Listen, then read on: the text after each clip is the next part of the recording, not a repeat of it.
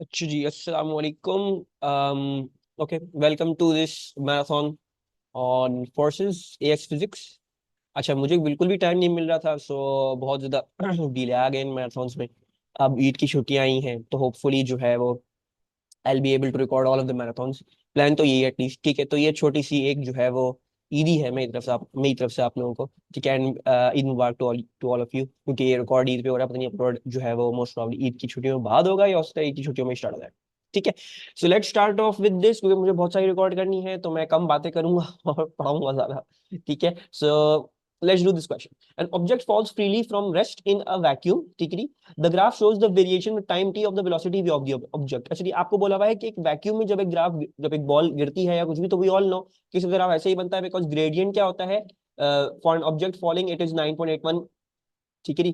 और तो इसका कांस्टेंट होता है, ठीक है। तो इसका मतलब क्या है, एक स्ट्रेट लाइन ग्राफ में जीरो से स्टार्ट करना चाहिए और 9.81 पे एक्सेलरेट करना चाहिए, बिकॉज वी नो एक्सेलरेशन जो है वो ग्रेडियंट होता है वेलोसिटी टाइम ग्राफ का, ठीक है। So we all know that, ठीक है। ये तो कब होता है, ये तो हमने काइनेमैटिक्स में देखा है, जब हमारे ग्रेडियंट्स, हमारी एक्सेलरेशंस कांस्टेंट होती है।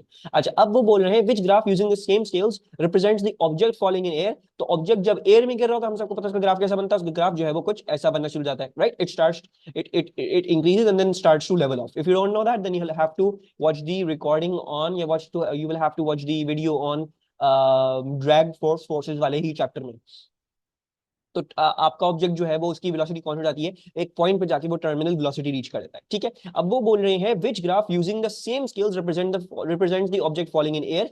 अच्छा, I can cancel out A and D, why, because इसमें टर्मिनल वेलोसिटी रीच होते हुए नहीं दिखाई जा रही है, ठीक है। The velocity is never becoming constant. अच्छा, अब रही बात बी और सी में से, सो बी और सी में से चूज कैसे करना है, well the answer is going to be C. क्यों? ऑल्दो दोनों कांस्टेंट टर्मिनल वेलोसिटी दिखा रही हैं, वो बोल रहे हैं सेम स्केल्स। भाई अगर तो ये वेलोसिटी लेट से जो है वो 10 है, तो ऐसा नहीं हो सकता कि एयर रेजिस्टेंस में भी ये 10 मीटर पर सेकंड में पहुंच गया हो, ठीक है। एयर रेजिस्टेंस इसकी कुछ ना कुछ काइनेटिक एनर्जी जाया करेगी, इसकी कुछ ना कुछ वेलोसिटी जाया करेगी, right. So it can not attain a constant velocity of 10 metre पर सेकंड, ठीक है। वहां तक नहीं पहुंचेगा ये उससे पहले ही कहीं ना कहीं लेवल ऑफ कर जाएगा graph. So the velocity is not going to be as high as the above वाला केस। फिर the diagram shows a man standing on a platform that is attached to a flexible pipe. Water is pumped through the pipe so that the man on the platform remain at a constant height. Actually, so they are remaining at a constant height. I think that is signifying us, ये telling us भाई आप जो है वो equilibrium में हो, you are in equilibrium, ठीक है। The resultant vertical force on the platform is zero, बता भी नीचे मजीद बता दिया, इक्विलिब्रियम ही है। The combined mass of the man and the platform is 96 KG. दोनों का मिला के जो है वो क्या आ रहा है, 96 केजी आ रहा है, ठीक है। और क्या बोला हुआ है हमको, the mass of the water that is discharged vertically downwards from the platform each second is 40 kg, ठीक है। they are telling you that each second 40 kg का मास नीचे की तरफ निकल रहा है, यानी they're basically telling you the mass flow rate। वो आपको मास फ्लो रेट बताने की कोशिश कर रहे हैं कि इट इज 40 केजी पर सेकेंड, ठीक है, पर सेकेंड है। अच्छा, what is the speed of the water leaving the platform. तो भाई फोर्स के दो फॉर्मुलाज होते हैं, एक होता है मास इनटू एक्सीलरेशन, ठीक है। तीन फॉर्मुलाज होते हैं इनफैक्ट। मास इनटू एक्सीलरेशन वो तो हमें बहुत अच्छे तरीके से मालूम रहता है, that is used when your mass is constant, ठीक है। दूसरा होता है वीडीएम बाई डी, जब आपकी वेलोसिटी कांस्टेंट है और आपका मास चेंज कर रहा है। इधर हमारा मास चेंज कर रहा है, मास का फ्लो रेट है, और वेलोसिटी हमारी कांस्टेंट है। और तीसरा होता है जब आप मोमेंटम के through calculation rate of change of momentum के थ्रू कर लेते हो। सो मेरे हिसाब से what I think is happening over here is that जिस चाइल्ड हैज सम वेट, उसका कोई ना कोई वेट है विच इज एक्टिंग डाउनवर्ड्स, और ऑब्वियसली, अच्छा थोड़ा सा छोटा बनाना वेट करना और तो कंफ्लिक्ट करेगा देन। सो इसका कुछ ना कुछ वेट है, ठीक है जी। और जो है नीचे से जो ये पानी निकाला जा रहा है, right, it is exerting a backward force on the platform and is providing an equivalent force that is cancelling out the weight and therefore keeping the object at equilibrium। so मेरे हिसाब से फोर्स जो है वो W के बराबर है, force जो है वो W के बराबर है, और फोर्स जो है वो आपकी वो V D M by D T है, ठीक है। वो V D M by D T है, और वेट जो है वो हमारा क्या है, वो हमारा ऑब्वियसली एम जी होगा, ठीक है, एम जी। अब कर लेते हैं कैलकुलेशन। वी मुझको निकालना है, डीएम बाई डी टी क्या है वो उन्होंने बताया हुआ था 40/1 है, तो सिर्फ 40 लिख लेते हैं। मास क्या है, दैट इज 96 केजी, और वेट क्या है आपका, दैट इज 9.81, ठीक है। मेरा अपना कैलकुलेटर यही रखा हुआ है, अल्लाह का शुक्र है। 96 into 9.81 divided by 40 equals to 23.5, which is approximately going to work out to be 24 meter per second, ठीक है। सो ये आ रहा है हमारे पास। आगे चलते हैं इससे। Three coplanar forces act on an object in the direction shown in which diagram could the object B in equilibrium. अच्छा, इक्विलिब्रियम की दो कंडीशंस हमेशा याद रखिएगा। इक्विलिब्रियम दो चीजों से कॉज होता है, एक होता है आपकी नेट फोर्स जीरो होनी चाहिए, और दूसरा होना चाहिए आपका नेट मोमेंट जीरो होना चाहिए। Both of them should be zero. अच्छा, अब इसमें नेट फोर्स को देखना थोड़ा सा शायद मुश्किल हो जाए, हम नेट मोमेंट से पहले कर लेते हैं, फिर नेट फोर्स से अगर देखना पड़ेगा तो देख लेंगे। नेट फोर्स से हमें सारी फोर्सेस सॉल्व करनी पड़ेंगी, ये देखना पड़ेगा upward downward rightward leftward सारी बराबर हो, ठीक है। बहरहाल I am first going to show you through moments. Moment अगर जीरो है तो इन तीनों फोर्सेस, ये तीनों की तीनों फोर्सेस की लाइंस ऑफ एक्शन कहीं ना कहीं एक ऐसे पिवट में से गुजर रही होंगी लाजमी, जिसमें इन तीनों का मोमेंट जीरो जाएगा, right. So what am I saying, क्योंकि देखो जब आपकी फोर्स पिवट में से गुजरती है ना, when your force passes through the pivot, so क्या होता है उसका मोमेंट जो है वो जीरो जाता है ना। अगर मैं इसको पिवट कह लूं तो उसका मोमेंट क्या कहलाएगा, मोमेंट इसका कहलाएगा जीरो। तो मैं ये कह रहा हूं अगर आपकी मोमेंट जीरो है तो भाई इस डायग्राम में कहीं ना कहीं एक ऐसी जगह पिवट रखा जा सकता है जहां से तीनों की लाइंस ऑफ एक्शन गुजर जाए और आपका मोमेंट जीरो आ जाए, राइट। So see this. अब अगर मैं इसको एक्सटेंड करता हूं, लेट्स एक्सटेंड दिस। एक्सटेंशन बहुत ही गंदी हुई है। Let's extend this. एक तो एक्सटेंड करने का मसला हो जाएगा मुझे। मैंने अगर इसको एक्सटेंड किया तो यूल सी कि ये एक्सटेंशन के बाद ऐसी आ रही है, वो एक्सटेंशन के बाद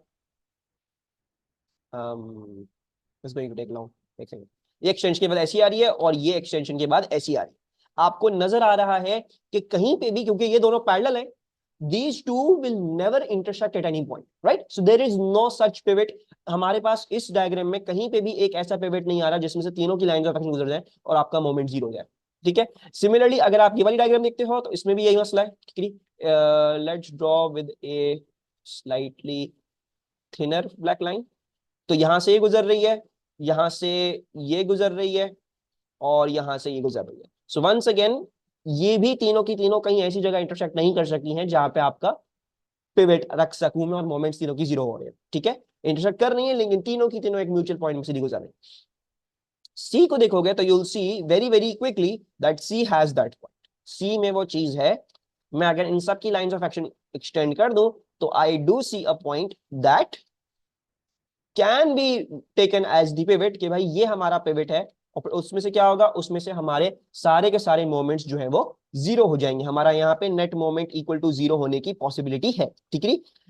तो ये याद रखना जब भी आपका इक्विलिब्रियम हो, ऐसे एमसीक्यूज जब इसमें पूछा हुआ हो तो इसमें बहुत आसान जाती है जब आप ये वाली कंडीशन याद रख लो कि भाई मैं तीनों लाइंस, तीनों फोर्सेज या चारों या पांचों जितनी भी हैं उनके लिए मैं लाइंस ऑफ एक्शन एक्सटेंड कर दूं, अगर वो कहीं ना कहीं एक पॉइंट पे जो है वो इंटरसेक्ट करनी है सारी की सारी, तो मैं वहां पे रख के मोमेंट जीरो कह सकता हूं। तो that is going to mean कि भाई आपने प्रूव कर दिया कि इक्विलिब्रियम में हो सकता है, ठीक है। और मोस्ट प्रॉब्ली इक्विलिब्रियम हो सकता है। अच्छा बाय द, और ये अगर तुम एक्सटेंड करोगे तो इसके साथ वही मसले मसाइल है, ये वाली और इसके नीचे वाली जो है वो दोनों पैरेलल है, so they will never intersect. और पैरेलल तो नहीं है खैर, हल्की सी टेढ़ी है, लेकिन you can see that there is no mutual point of three way intersection, ठीक है। थ्री वे इंटरसेक्शन किसी की भी नहीं है। सो ये सारी ही गलत, बी भी गलत है, डी भी गलत है। Acha, moving onwards, a bicycle pedal is connected to a pivot by a metal bar as shown. The force on the pedal is 60 newtons downwards. What is the moment of this force about the pivot? अच्छा भाई बहुत ही आसान सवाल है, आपको जो है वो मोमेंट निकालना है। सो नेट मोमेंट क्या होता है, तो net moment equals to force into distance, force into perpendicular distance from the pivot, ठीक है। अब फोर्स कौन सी है, वो रही 60 न्यूटन, आपको बोला हुआ है 60 न्यूटन का निकाल दें आप हमें मोमेंट, तो हम 60 न्यूटन ले रहे हैं। अब इसका परपेंडिकुलर डिस्टेंस ले रहे हैं, ठीक है। परपेंडिकुलर से क्या मतलब है भाई, इसकी लाइन ऑफ एक्शन एक्सटेंड करो और पिवट और इसके बीच में जो परपेंडिकुलर डिस्टेंस आ रहा है यानी ये वाला 16 सेंटीमीटर वाला, ये आप लोग, ठीक है। You will not take the 12 centimetre, you will not take the 20 centimetre. Very very important concept of moments, तो ये मिस्टेक मत कीजिएगा। तो 16 इंटू 10 की power -2 and you can work out whatever your moment is working out to be, ठीक है। Let's see what the answer to this is. Approximately 9.6 newton metre आ रहा होगा आपके पास, अप्रोक्सीमेटली 9.6 न्यूटन मीटर्स अप्रोक्सीमेटली, या हो सकता है एग्जैक्ट आ रहा हो, ठीक है। Because I want to be solving this a little bit fast, मेरे आंसर्स पहले से लिखे हुए तो मैं क्रॉस चेक करता रहा हूं, ठीक है। अच्छा, then coming to over here, water flows out a pipe and hits a wall. When the jet of water hits the wall, it has a horizontal velocity v and a cross section area a. The density of the water is rho and the water does not rebound from the wall. What is the force exerted by on the wall by the water? So if you do not know this, the force exerted by a jet of fluid is rho av. Squared. अगर आपको ये नहीं पता था, you will have to watch the video on forces में force exerted by jet of fluid करके ही है मेरे ख्याल से वीडियो का नाम। तो उसमें मैंने कवर किया हुआ है कि रो ए वी स्क्वायर की डेरिवेशन क्या है और ये किस तरीके से इस्तेमाल होगा। ठीक है, so it's an exact case like this कि भाई पार्टिकल्स, जब एक जेट होता है फ्लूइड का, पानी निकल रहा है पाइप में से, या जो है फॉर एग्जांपल एक टरबाइन जो है वो हवा फेंक रहा है, टरबाइन तो नहीं खैर, हवाई जहाज की मोटर जो है वो, एरोप्लेन की मोटर जो है वो हवा एक्सपेल कर रही है टुवर्ड्स पीछे की तरफ, तो वो सब कुछ एक जेट ऑफ फ्लूइड बन जाता है। ठीक है, एक जेट ऑफ फ्लूइड होता है और वो जेट ऑफ फ्लूइड कोई ना कोई फोर्स कॉज कर सकता है, जिसका फोर्स का magnitude we can give through rho AV squared. You if you do not know that, you will have to check that video out. ठीक है, the vertical forces that the ground exerts on a stationary van are as shown। stationary van का मतलब क्या हो गया? तभी examiner आपको ना खुले लफ्जों में नहीं बताएगा कि भाई इक्विलिब्रियम है, आपको हमेशा कीवर्ड्स में बताएगा। यू नीड टू अंडरस्टैंड कि भाई वो आपको इक्विलिब्रियम में बोलना चाह रहा है। तो स्टेशनरी वैन का मतलब क्या हो गया? इक्विलिब्रियम बोलना चाह रहा है वो आपको। The van is 2.5 meters long with the wheels at a distance of 0.600 meters from the front of the van and 0.400 meters from the rear of the van। ठीक है, आपको डिस्टेंस मार्क किए हैं।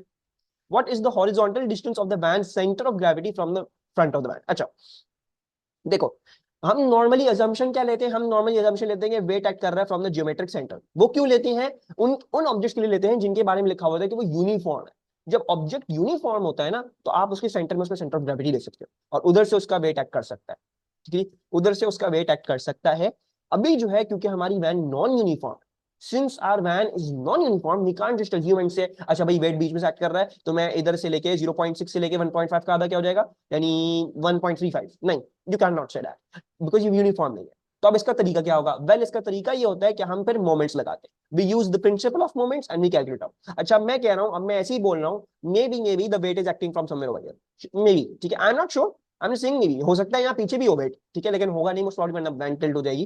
तो I am just saying maybe the weight is acting from over here. ठीक है, पता नहीं, लेकिन फीलिंग आ रही है। और आप आगे पीछे भी मार्क कर दो, कोई फर्क नहीं पड़ेगा। ठीक है, फिर बोला जा रहा है what is the horizontal distance of the van centre of gravity from the front of the van. So I am concern with this distance, ये जो डिस्टेंस आ रहा है from the front of the van, इसको mark कर लेते हैं। Let's say this is the distance x, ऐसी। ठीक है, ये x लग रहा है मुझको, तो this is coming out to be x। अच्छा, नाउ अब मैं जो हूं वो मोमेंट्स के थ्रू सॉल्व करूंगा, क्योंकि मोमेंट्स में ही डिस्टेंसेस आ सकते हैं। फोर्सेस में, नेट फोर्स में डिस्टेंस कभी नहीं आता। अगर आपने डिस्टेंस चाहिए, अगर आपको डिस्टेंस निकालना है फोर्सेस की वर्किंग के थ्रू, तो वो मोमेंट्स के थ्रू ही आएगा, right? So what I am going to do is I am going to take my pivot at the very centre और फिर मैं मोमेंट्स के लिए सॉल्व कर दूंगा। मुझे पहले ही पता है कि ये वैन इक्विलिब्रियम में है, so it's case sum of clockwise moments will always be equal to the sum of anti clockwise moments, because ये स्टेशनरी है, अभी ये इक्विलिब्रियम में है। ठीक है, अच्छा, now what do you know, ये जो 16,000 न्यूटन वाली फोर्स है, what kind of thing is it causing? ये जो 16,000 न्यूटन वाली फोर्स है, इसको जरा हाइलाइटर से देख लेते हैं। सो it is rotating in an, ये कौन सा डायरेक्शन है? एंड ये anti clockwise, this is an anti clockwise direction. ठीक है, वेट क्लॉकवाइज है और 9,000 न्यूटन वाली भी एंटी क्लॉकवाइज है। सो सिर्फ वेट क्लॉकवाइज है और दोनों एंटी क्लॉकवाइज है, इसकी दोनों अदर फोर्सेस। ठीक है, अच्छा, दूसरी बात अगर और रियलाइज करोगे, एक बात मुझे और समझ में आई कि हमें पता है जब इक्विलिब्रियम होता है तो then we can say net force equals to 0 and net moment equals to 0। मैं अभी मोमेंट के लिए सॉल्व कर रहा हूं बिकॉज मुझे डिस्टेंस चाहिए, लेकिन मैं नेट फोर्स से एक बड़ी इंपॉर्टेंट चीज निकाल सकता हूं। वो क्या निकाल सकता हूं? वो ये निकाल सकता हूं कि भाई जो आपकी अपवर्ड फोर्सेस हैं वो डाउनवर्ड फोर्स के बराबर होंगी, right? That means the weight that is downwards must be equal to the 16,000 upwards plus the 9,000 upwards, which comes out to be approximately 25,000 newtons of weight। तो मुझे वेट भी मिल गया अपने ऑब्जेक्ट का। अब मुझे बस इसका ये x निकालना है। ठीक है, 16,000 इज एक्टिंग लाइक दिस, इसका मोमेंट आर्म 0.600 है, एंटी क्लॉकवाइज का। तो 16,000 दिस इज 0.6 प्लस 9,000, 9,000 का मोमेंट आर्म कितना है? 0.6 प्लस 1.5, 0.6 प्लस 1.5 मतलब से 2.1 आएगा, 2.1 आ रहा है। ठीक है, और क्लॉकवाइज जो है वो हमारा वेट है विच इज 25,000 और इसका मैं कह रहा हूं मोमेंट आर्म x है। Let's solve for this. ठीक है, सो आप सॉल्व कर सकते हो 16,000 इंटू 0.6 इंटू 9,000, सॉरी इंटू नहीं है, प्लस है, गलत हो जाएगा, plus 9,000 into 2.1 and divided by 25,000। ठीक है, which is coming out to be approximately, approximately क्या एग्जैक्टली आ रहा है? x इक्वल्स टू 1.14 मीटर्स, यानी आपका जो x है वो 1.14 मीटर्स है from the front of the van. ठीक है, I hope this question was clear, moving onwards. Okay, ये मजे का सवाल है। A metal cylinder is suspended vertically in equilibrium by a rod. आपको पहले ही बता दिया भाई, equilibrium में ये, ठीक है, by a cord है, not a rod. The diagram shows the cylinder in 4 different positions P, Q, R, S. ये चारों की चारों positions में क्या है, equilibrium में, ठीक है. Which statement explains the variation of the tension T in the cord? अच्छा, अब now what I want to do before I read all of the answers, ठीक है नहीं, मैं आपको खुद से एक्सप्लेन कर रहा हूं ये एमसीक्यू क्या है. बहुत अच्छा एमसीक्यू है and one of the most key MCQs understanding upthrust, drag force, weight and all of that, ठीक है. अच्छा, वेट तो बड़ा सिंपल है, ठीक है, हम इसमें सारी फोर्सेस मार्क करते हैं. सबसे पहले तो इस चीज पे कौन कौन सी फोर्स होगी, ठीक है. अच्छा, तो वेट तो वी ऑल नो, वेट हमेशा एक्ट करता है from the centre of gravity downwards, ठीक है. और weight is a constant thing, weight mass into 9.81 है, तो वो वेट वही रह रहा होगा, ठीक है. As long as you're on for example the earth, your weight is going to remain that, ठीक है, very very close to earth, the weight is a constant. तो ये जो है वो वेट हमारे कांस्टेंट ही आ रहे, ठीक है. किसी भी डायग्राम में मेरा वेट चेंज नहीं, ठीक है. अच्छा, फिर आ जाती हैं बात पे, लेट्स, अब दूसरी फोर्स क्या होगी, अपथ्रस्ट होगी, बिकॉज ये भी इसमें है, it is in the fluid, it is in the fluid. अच्छा, अपथ्रस्ट का अगर फॉर्मूला आप लोगों को पता हो, या तो you can write it as rho g V, यानी volume, rho g and V. Rho किसका, रॉ फ्लूइड का होता है, ये भी बहुत बच्चे कंफ्यूज करते हैं. रॉ ऑब्जेक्ट का लेते हैं, रॉ ऑब्जेक्ट का नहीं है, रॉ फ्लूइड का है. जी क्या है, 9 वॉल्यूम क्या है, वॉल्यूम ऑफ द ऑब्जेक्ट होगा, ठीक है. या तो ये वाला फॉर्मूला इस्तेमाल कर लो, या फिर आप जो है वो आपके पास होता है raw F A H G, ठीक है. और ये भी कोई रॉकेट साइंस नहीं है, वॉल्यूम को खोल दिया बस ये इनटू हाइट करके, ठीक है. अच्छा, रॉ ऑफ द फ्लूइड है. अच्छा, now you need to understand this thing, upthrust is a constant force as long as you are submerged in the fluid, ठीक है. जब तक आप फ्लूइड में सबमर्ज्ड हो पूरे पूरे, जब तक आप पूरे पूरे फ्लूइड में सबमर्ज्ड हो, तब तक ये कांस्टेंट है. बताऊं कैसे? It will be constant because मैं अपथ्रस्ट को थोड़ा सा डिफरेंटली लिख रहा हूं अभी. I am going to write it as rho F A G and then into height, ठीक है. ऑब्जेक्ट की अगर एरिया की बात करोगे तो वो कांस्टेंट है, जी की बात करोगे तो वो 9.1 कांस्टेंट है, रो ऑफ द फ्लूइड की बात करोगे तो क्या है, वो भी कांस्टेंट है, वो जो रो होगा फ्लूइड का वो भी कांस्टेंट है. So all of this is thing is constant. दूसरी बात, ये जो हाइट h है, ये हाइट h है volume of object submerged in fluid. कितना फ्लूइड में सबमर्ज्ड है, पूरा हाइट नहीं लेनी हमने, हमेशा हमने वो हाइट लेनी है जो सबमर्ज्ड है पानी, ठीक है. सिमिलरली ये भी वही है जो सबमर्ज्ड है, not the whole volume of the object, जो पानी के अंदर है, जो फ्लूइड के अंदर है वो लोगे, ठीक है. सो अगर जरा क्लोजली देखोगे, यू विल सी दैट इस केस में और इस केस में, यानी P वाली केस में और Q वाली केस में, जो height of the object submerged in water है वो दोनों केसेस में बराबर है. It is h both times. यहां पे भी h है, यहां पे भी h है, दोनों जगहों पे आपके पास h है, राइट. रॉ एफ ए जी तो वैसे ही कांस्टेंट है, अगर h भी सेम है इसका मतलब क्या हुआ, इसका मतलब यहां ये हुआ कि यहां पे जो अपथ्रस्ट है आपके पास, this upthrust is equal to the upthrust over here. यहां पे जो आपके पास अपथ्रस्ट थी वो इस अपथ्रस्ट के बराबर है, it is equal to the upthrust over here, ठीक है. और क्या फोर्स होगी, एक आपको पता है टेंशन है. अच्छा, ड्रैग फोर्स भी मार्क कर सकते हैं, लेकिन मेरे ख्याल से ड्रैग फोर्स बोला हुआ नहीं है, ड्रैग फोर्स भी होगी, ठीक है, होनी चाहिए है. But let's not confuse ourselves with too much of a drag force. Drag force इस केस में जब ये बहुत छोटी वेलोसिटी दिखाओगे, इतनी ज्यादा कोई इसकी कोई सिग्निफिकेंट नहीं होगी केस, ठीक है. लेकिन by the way the drag force will be acting downwards, क्योंकि आप ऑब्जेक्ट को ऊपर की तरफ बढ़ाने की कोशिश कर रहे हो, right. So you can see that is travelling upwards, so the drag force will be acting downwards, ठीक है. मार्क जरूर कर रहा हूं, लेकिन हम अभी इसको कंफ्यूज नहीं करेंगे अपना आपको इस चीज से, ठीक है. The main thing to understand is that about the upthrust, that is one of the most important things to understand over here. अच्छा, now look at this, जब मैं इस केस में आ रहा हूं तो मेरी जो हाइट थी submerged in the fluid वो कम हो गई है, right, that has decreased. So that means जो अब मेरी upthrust होगी वो भी इतनी बड़ी नहीं होगी, that is less. This is a lesser upthrust because मेरी height of the fluid गिर गई है. जितना मैं submerged था fluid में वो मेरी हाइट गिर चुकी है. And over here इधर तो मैं कुछ भी submerged नहीं. हाँ, मैं एक नए फ्लूइड में हूं, एयर में हूं. ऐसा नहीं है हवा में जाते हुए अपथ्रस्ट खत्म हो जाती है, हवा में भी अपथ्रस्ट होती है, लेकिन बहुत नेग्लिजिबल होती है, लेकिन वेरी वेरी नेग्लिजिबल, ठीक है. तो मैं इसलिए इस पर मार्क नहीं कर रहा. और बाकी आपको टेंशन पता है, हर केस में tension, right. Now what I want you guys to think and understand now, अब देखो, ये वाली केस और ये वाली केस एग्जैक्टली इक्वल है, वेट बराबर है, अपथ्रस्ट बराबर है, टेंशन टी भी बराबर होगी। जब ये दोनों फोर्स बराबर है तो टेंशन टी भी, क्योंकि इक्विलिब्रियम रखना, अगर ये दोनों बराबर हैं तो टेंशन टी भी बराबर, because you need to keep an equilibrium, right. और फिर ड्रैग फोर्स भी आपकी बराबर होगी। ड्रैग फोर्स इसलिए मैं ज्यादा डिस्कस नहीं, बिल्कुल कंफ्यूज हो गए, ठीक है। ड्रैग फोर्स बहुत ही नेग्लिजिबल होगी जब आप इतने आराम आराम से उठा रहे हो उसको, ठीक है। सो ड्रैग फोर्स है, बट अभी फिलहाल हम ड्रैग फोर्स को थोड़ा साइड में रखेंगे, ठीक है। तो टेंशन, अपथ्रस्ट, वेट, तीनों की तीनों फोर्सेस बराबर होंगी, बिकॉज वेट और अपथ्रस्ट हमने निकाल लिया पहले ही, बराबर है, तो टेंशन भी क्यों डिफरेंट होगा, टेंशन भी आपकी बराबर होगी, ठीक है जी। सो ओवर हियर अगर मैं बोलूं T1 है तो इधर भी आपके पास T1 है, और इधर जो आपके पास अगर U1 था तो यहाँ भी आपके पास U1 है, और अगर आपके पास इधर जो है वो W तो W रहेगा हर जगह, ठीक है।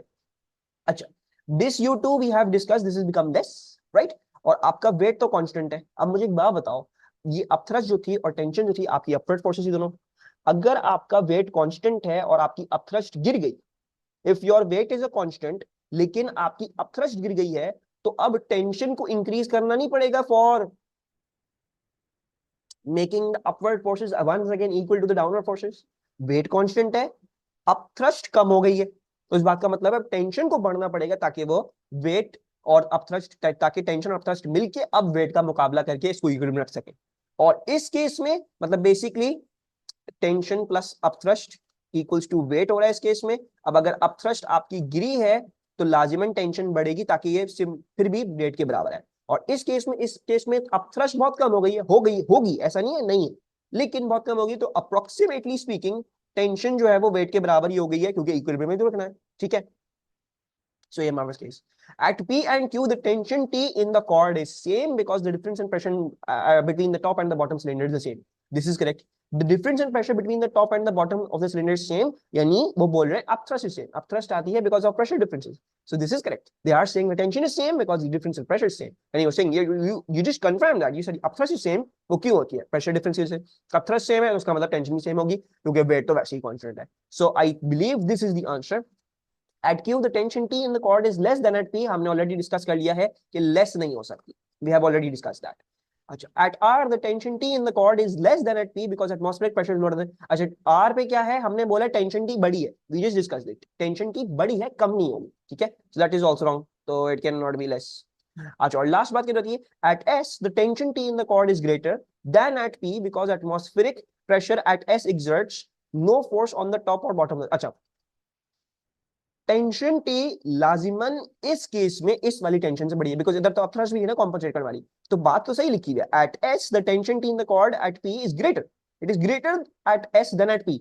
लेकिन ये जो बात लिखी हुई है कि atmospheric pressure at S exerts no force, मैंने बोला अपथ्रस्ट होती नेग्लिजिबल एटमॉस्फेरिक प्रेशर की, लेकिन इसका मतलब ये नहीं है आप उसको बिल्कुल ये लिख दो कि no, you it is better to quote negligible than to quote no force, ठीक है। So this is therefore wrong for that matter. होगी अपथ्रस्ट है, हल्की फुल्की अपथ्रस्ट है, बट नेग्लिजिबल है, tension approximately equal to weight कहते हैं तो मैं फिर भी मान लेता इनका, ठीक है। इन्होंने क्योंकि ये बोला no force, that means that they completely कह रहे हैं कि एटमॉस्फेरिक प्रेशर की वजह से या एयर में जो अपथ्रस्ट नहीं होती, which is wrong, air is also a fluid. अच्छा, in a machine many couples act on a rotating object as shown, what is the resultant torque on acting on the rotating object। अच्छा, जब आपसे resultant torque मांगी जाए ना तो आप principal of moments नहीं लगाओगे, आपसे जब रिजल्टेंट टॉर्क मांगी जाए तो आप एक कन्वेंशन बनाओगे, let's say clockwise as positive, ठीक है, जैसे फोर्सेस में करते हो, right word is positive, right left word is negative, upwards positive, तो इसमें भी क्योंकि मोमेंट्स की भी दो डायरेक्शन है, क्लॉकवाइज या anti clockwise. So what you would do, you would say, let's treat one direction as positive. मैंने clockwise को positive बोल दिया, ठीक है। अब मैं बहुत आराम से कैलकुलेशन कर सकता हूँ, ठीक है। अच्छा, if you see, then this 50 is a couple, this 30 is a couple, this 16 is a couple, and this 25 and this 25 is a couple। ये सारे की सारी couples है, तो हम सब के बीच में टॉर्क्स निकाल सकते, ठीक है। अच्छा, 50-50 वाली के बीच में जो डिफरेंस आ रहा है वो 4 सेंटीमीटर, अगर ये डिस्टेंस है तो I believe this will come out to be 8 centimetre, ठीक है। अच्छा, ग्रीन कह रहा हूँ, 30-30 वाली के बीच में जो डिफरेंस आ रहा है वो आ रहा है मेरे हिसाब से 6.5 आ रहा है ना, ये तो 6.5 का डबल आ रहा है 13 सेंटीमीटर। याद रहे टॉर्क में distance between the two forces लेते हो, ठीक है, 13 सेंटीमीटर आ रहा है ये। अच्छा, फिर क्या है, 50-50 तो मैं मार्क कर चुका हूँ, 16-16 next, 16-16।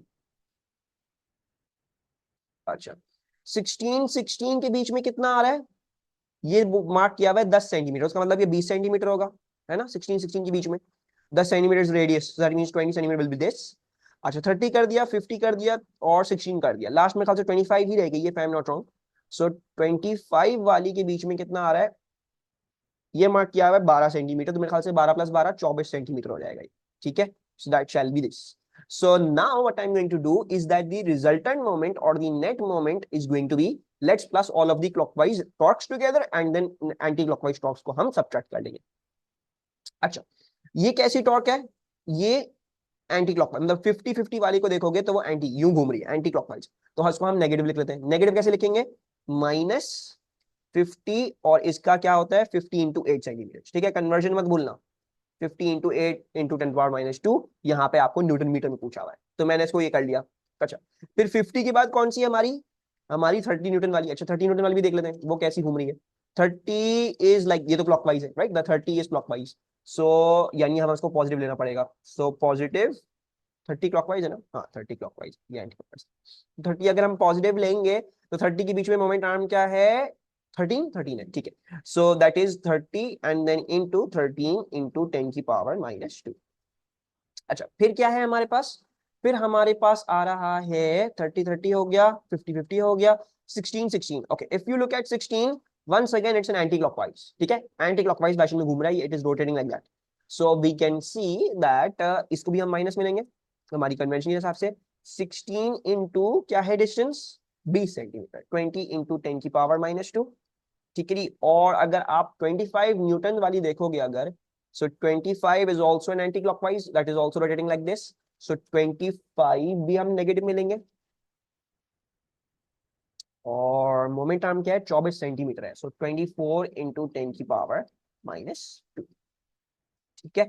So now you can solve this, आप जब सॉल्व करोगे इसको तो आपको आपकी नेट मोमेंट की वैल्यू मिलेगी and that is going to work out to be, if I am not wrong, let's see, you will be getting -9.3 newton metres, -9.3 newton metres आपके पास आएगी वैल्यू। अब देखो आपकी मैथ्स ने आपको प्रूव कर दिया, आपको सोचने की जरूरत नहीं है मेरा नेट मोमेंट क्लॉकवाइज होगा एंटी क्लॉकवाइज होगा, आपकी मैथ्स आपको बता रही है भाई नेगेटिव में आ रहा है आंसर, इसका मतलब है आपकी कन्वेंशन के मुताबिक एंटी क्लॉकवाइज मोमेंट है और 9.3 उसका मैग्नीट्यूड है।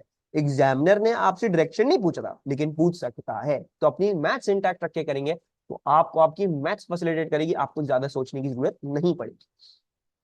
अच्छा ये बहुत ज्यादा मुश्किल सवाल है, let's do this.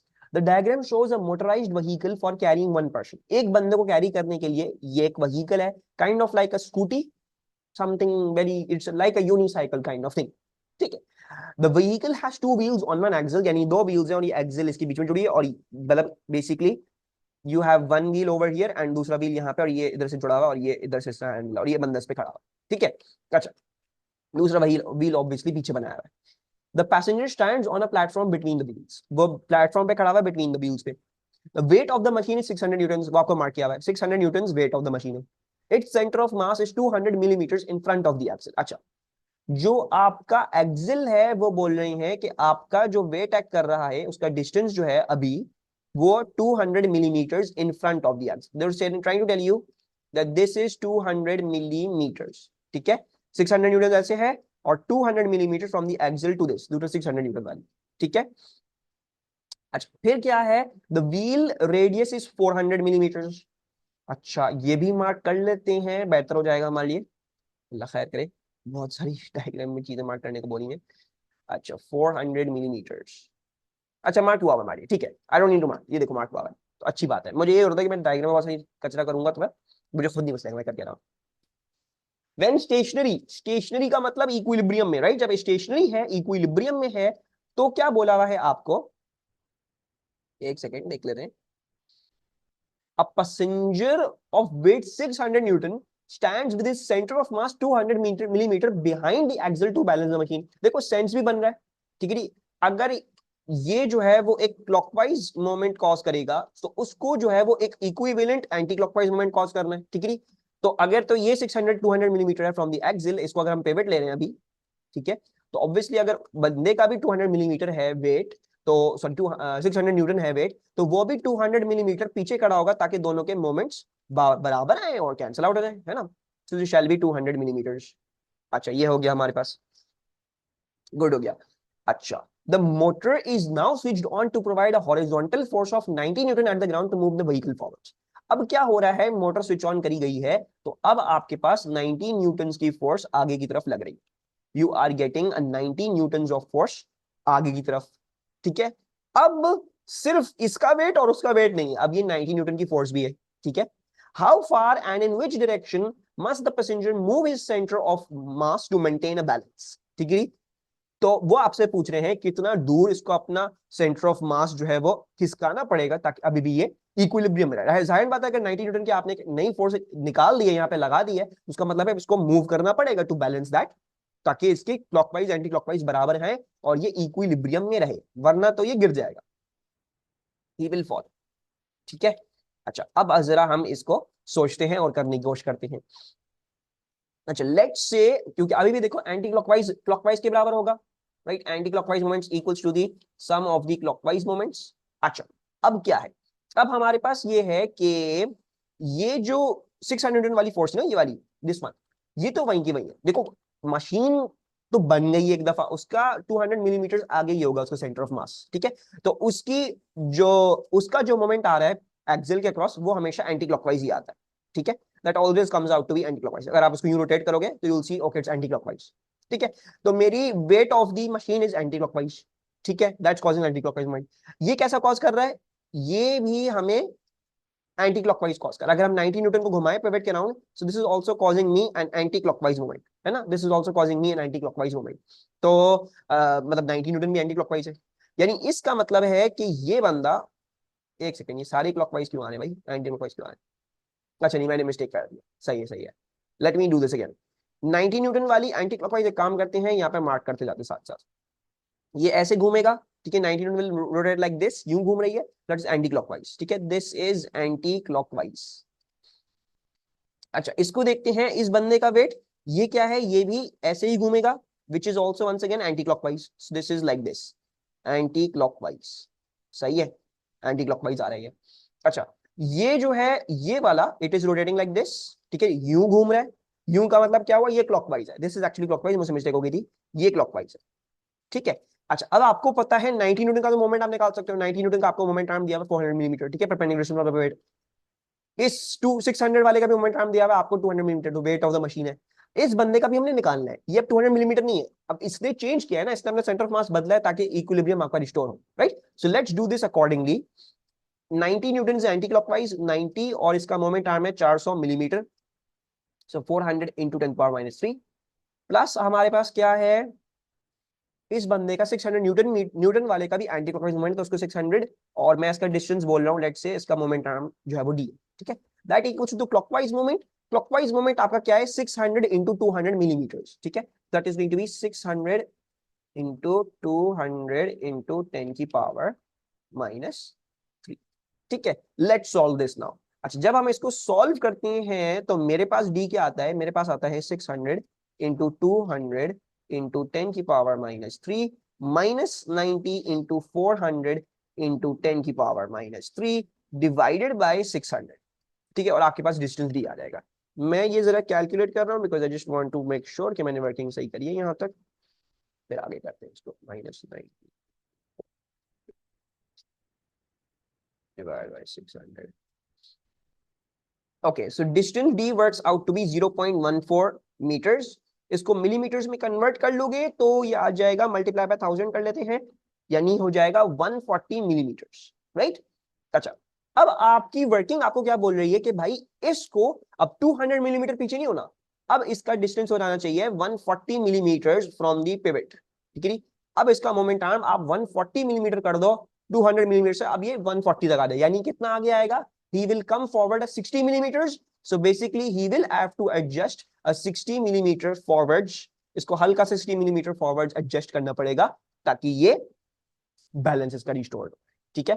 So this is a good MCQ. I would say to attempt this again on your own ताकि आपको चीज समझ में आए। अच्छा moving onwards, two masses m and m are connected by an inextensible string which passes over a frictionless Pulley mass m rests on a frictionless slope as shown. The slope is at an angle of theta to the horizontal. The two masses are initially held stationary and then released. Mass m moves down the slope. ठीक है, तो ये इस तरह से कोई configuration थी, पकड़ा हुआ था, जैसे ही छोड़ा तो ये नीचे रहना शुरू किया, जैसे ही इसको छोड़ा, so this was the motion, ये आपका मोशन हो गया। ऑब्वियसली जब ये नीचे गिरेगा तो ऑब्वियसली वो मास m ऊपर उठेगा वहां से, ठीक है। विच एक्सप्रेशन मस्ट बी करेक्ट, कौन सी एक्सप्रेशन मस्ट बी करेक्ट। अच्छा, अब इसको सॉल्व कैसे करना है।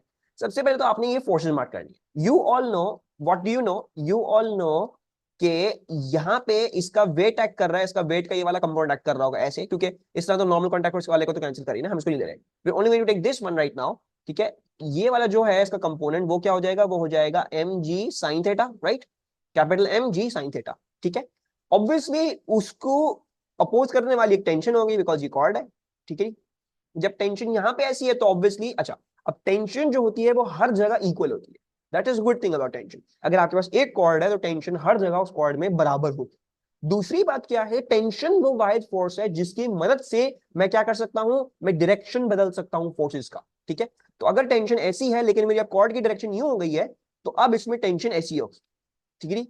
मतलब हमेशा कॉर्ड के अंदर ही एग्जिस्ट करती है टेंशन। तो आप देख रहे हो कि मैंने टेढ़ी टेंशन जो है वो सी टेंशन बना ली, वर्टिकल टेंशन बना ली। This is the good thing about a cord, about a rod. Tension की बड़ी अच्छी बात है, टेंशन की वजह से फोर्सेस मोड़ी जा सकती है बहुत आसानी से, and this is not possible with any other force. कोई और फोर्स ये आपको इतनी आराम से नहीं करके देती। अच्छा, ये बात हो गई टेंशन की। तो हमें टेंशन की भी आदमी, अच्छा टेंशन मैंने यूं क्यों मार्क करी है, बिकॉज ऑब्वियसली यहाँ पे इसका वेट होगा नीचे तरफ, विच इज mg। तो ऑब्वियसली उसको कैंसिल आउट करने के लिए अगर ये नीचे गिर रहा है तो ये टेंशन जो है वो उसको उठा के यूं निकल जा रही होगी, राइट। अच्छा, now if it is falling downwards, if it is falling downwards, that means that mg sin theta must be greater than the tension। mg sin theta must be greater than the tension। इस tension से जब भी तुम जी कर रहा है, वरना तो इक्विलिब्रियम होता, ठीक है। अच्छा, अब ये टेंशन क्या है, ये टेंशन यहाँ पे भी हुई है, और ये टेंशन जो है वो mg के बराबर है, right. So I can say that mg sin theta is greater than actually mg, ठीक है। mg ये t के बराबर है, mt इक्वल्स टू mg, और फिर ये टेंशन की जगह मैंने वो mg डाल दिया, तो भाई ये आ गया। Then I can cancel out this g's, g and g cancel, और मेरे पास मेरी इनइक्वालिटी आ जाती है sin theta greater than m over big M, which is C, I believe, ठीक है। So this is the answer to this question. Okay, very good सवाल this one. A cylindrical iceberg of height h floats in sea water. The top of the iceberg is at a height h above the surface of the water. The density of the ice is rho I and the density of the water is rho W. बहुत important, इसमें आपको दोनों densities दी हैं, आपको याद रखना है मुझे अपसरस में कौन सी डेंसिटी डालनी है, मुझे और दूसरी जगहों पे कौन सी डेंसिटी इस्तेमाल करनी है। This is very important, this involves your logic to be perfect. आपको अपने पर भरोसा होना चाहिए और आपको याद होना चाहिए कौन सी डेंसिटी कहां जाएगी, क्या मुझे वर्किंग करनी है। What is the height h of the iceberg above the seawater? सबसे पहले तो let's understand the fact that a cylindrical iceberg of height h floats in seawater. That means that its weight must be equal to the another force that is cancelling it out its weight. और अगर ये अभी stationery है, float कर रहा है, अगर इसकी वेलोसिटी 0 है तो ड्रैग फोर्स तो होनी चाहिए, right. So that means the other force जो हो सकती है, because it's submerged in sea water, the other force shall be upthrust. And based on inference कि भाई अगर ये इक्विलिब्रियम में है, if this thing is in equilibrium, ठीक है, what does that mean, that means के वेट जो है वो अपथ्रस्ट के बराबर, the upward force shall be equal to the downward force, wait equals to upthrust. अच्छा, अब मसले की बात क्या है, ना ही मुझे वेट दिया हुआ है तो मैं वेट सब्स्टिट्यूट कर लूं, ना ही मुझे अपथ्रस्ट दी है, वो मीन कर सकता। तो अब हमें वेट और अपथ्रस्ट दोनों पे कैलकुलेशन करनी है। How do I work out the weight, how do I work out the upthrust. Well, weight का तो आसान है, उसको आप mg से निकाल सकते हो। अपथ्रस्ट का भी आसान है, आप उसको रॉ फ्लूइड मध्यमा में रहे, ये अपथ्रस्ट में रॉ ऑफ द फ्लूइड है, फिर area of the object into height of the object submerged in the fluid, height कौन सी, ऑब्जेक्ट की सबमर्ज्ड इन द फ्लूइड है, and then rho F A g. अच्छा, पहली बात हमें नजर आएगी, हमारी कैलकुलेशन सिंपल सिंपल हो जाएगी, जी जी कैंसिल हो गया, यानी m shall equals to rho F A and then into h। ये h याद रहे, h सबमर्ज्ड वाला h है, आप पूरे ऑब्जेक्ट का एच नहीं लोगे जितना सबमर्ज। अच्छा, अब मैं मास कैसे निकाल सकता हूं, अब देखो मुझे जो है वो नहीं दिया हुआ, अब मुझे मास नहीं दिया हुआ, ठीक है, तो लेकिन मुझे डेंसिटी ऑफ आइस जरूर दी हुई है, तो मैं मेरे ख्याल से डेंसिटी ऑफ आइस से निकाल सकता हूं इसका mass, because I know mass over volume होता है डेंसिटी, ठीक है। तो उस हिसाब से क्या हो जाएगा, mass will equals to density of ice into volume. अब मैं इस वॉल्यूम को खोल सकता हूं with area into height, so I can open this up, mass will equals to density of ice into volume of, इसमें कोई सबमर्ज डेंसिटी तो पूरा ऑब्जेक्ट की निकलती है। सो एरिया और हाइट कौन सी लूंगा, हाइट ये पूरे पूरे आइसबर्ग की हाइट लूंगा। So area into height H. ठीक है, अभी भी मुझे ये भी नहीं पता एरिया ए क्या है, लेकिन मैं अभी फिलहाल ले रहा हूं, मुझे लग रहा है एरिया कैंसिल आउट हो जाएगा on left and right hand side. अच्छा, जहां तक बात अगर अपथ्रस्ट की रहती है तो अच्छा इसको सब्स्टिट्यूट करते हैं, एम की जगह ये डालते हैं कि रो ऑफ द आइस लेनी है इनटू एरिया लेना है इनटू कैपिटल हाइट एच लेनी है, that is equal to rho of the fluid. Area A क्या है, एरिया ए ही ले लेते हैं। हाइट एच सबमर्ज्ड कौन सी, आपकी हाइट एच सबमर्ज्ड क्या है, एच माइनस एच। ये जो आपकी सबमर्ज्ड है यहाँ पे, this thing that is submerged, it is H minus H. H में से एच निकाल दो, सो एच में से आप एच निकाल दो, तब आपके पास हाइट सबमर्ज्ड आ जाएगी। ठीक है, what we can see, area area cancel. ठीक है, और क्या आ रहा है, H rho I will equals to H rho F minus H rho F. ठीक है, अच्छा फिर क्या करना चाहिए, रॉ एफ की जगह मेरे ख्याल से रॉ डब्ल्यू बोला हुआ है ना, raw of the density of water बोला हुआ है, तो ये बोला था, तो फिर ये हो जाएगा माइनस एच रॉ डब्ल्यू। ठीक है, H rho W minus H rho W. ठीक है, अच्छा फिर क्या बोल रहे हैं, what is the height H, हमें ये हाइट एच निकालनी, we need to work out this height H. तो एक काम करते हैं, इसको ऑब्जेक्ट बनाते हैं, तो ये height rho W will equals to H rho W minus H rho ice. अच्छा, उसके बाद क्या हो रहा है, मैं जो हूं वो रॉ डब्ल्यू वहां पे डिवाइड कर देता हूं, so I can say height h equals to, इधर से पहले एच कॉमन निकाल लेते हैं, एच कॉमन निकाला क्या आ जाएगा, रॉ डब्ल्यू माइनस रॉ आई, और फिर मैं डिवाइड कर रहा हूं विद रॉ डब्ल्यू। जब मैं रॉ डब्ल्यू से डिवाइड करूंगा तो क्या होगा, ये और ये यहां से कैंसिल आउट करके ये तो 1 हो जाएगा, दिस विल बिकम 1, लेकिन दूसरा fraction rho i over rho डब्ल्यू रहेगा। So this going to be height h is equals to h 1 minus rho i over rho W. ठीक है, this is the final answer to this question and it is working out to be this one. ठीक है, make sure आप खुद भी अपने उन पे वर्किंग करो ताकि आपको समझ में आए कैसे हो रहा है। ठीक है, मैं ऑब्वियसली थोड़ा सा जल्दी कर रहा हूं, the reason for that is because time इतना नहीं है, और मैं I am considerably strong at maths too. ठीक है, if you are not strong तो then open up the steps, do more, आप अलजेब्रा जैसे भी करो, उसमें कोई मसले की बात नहीं।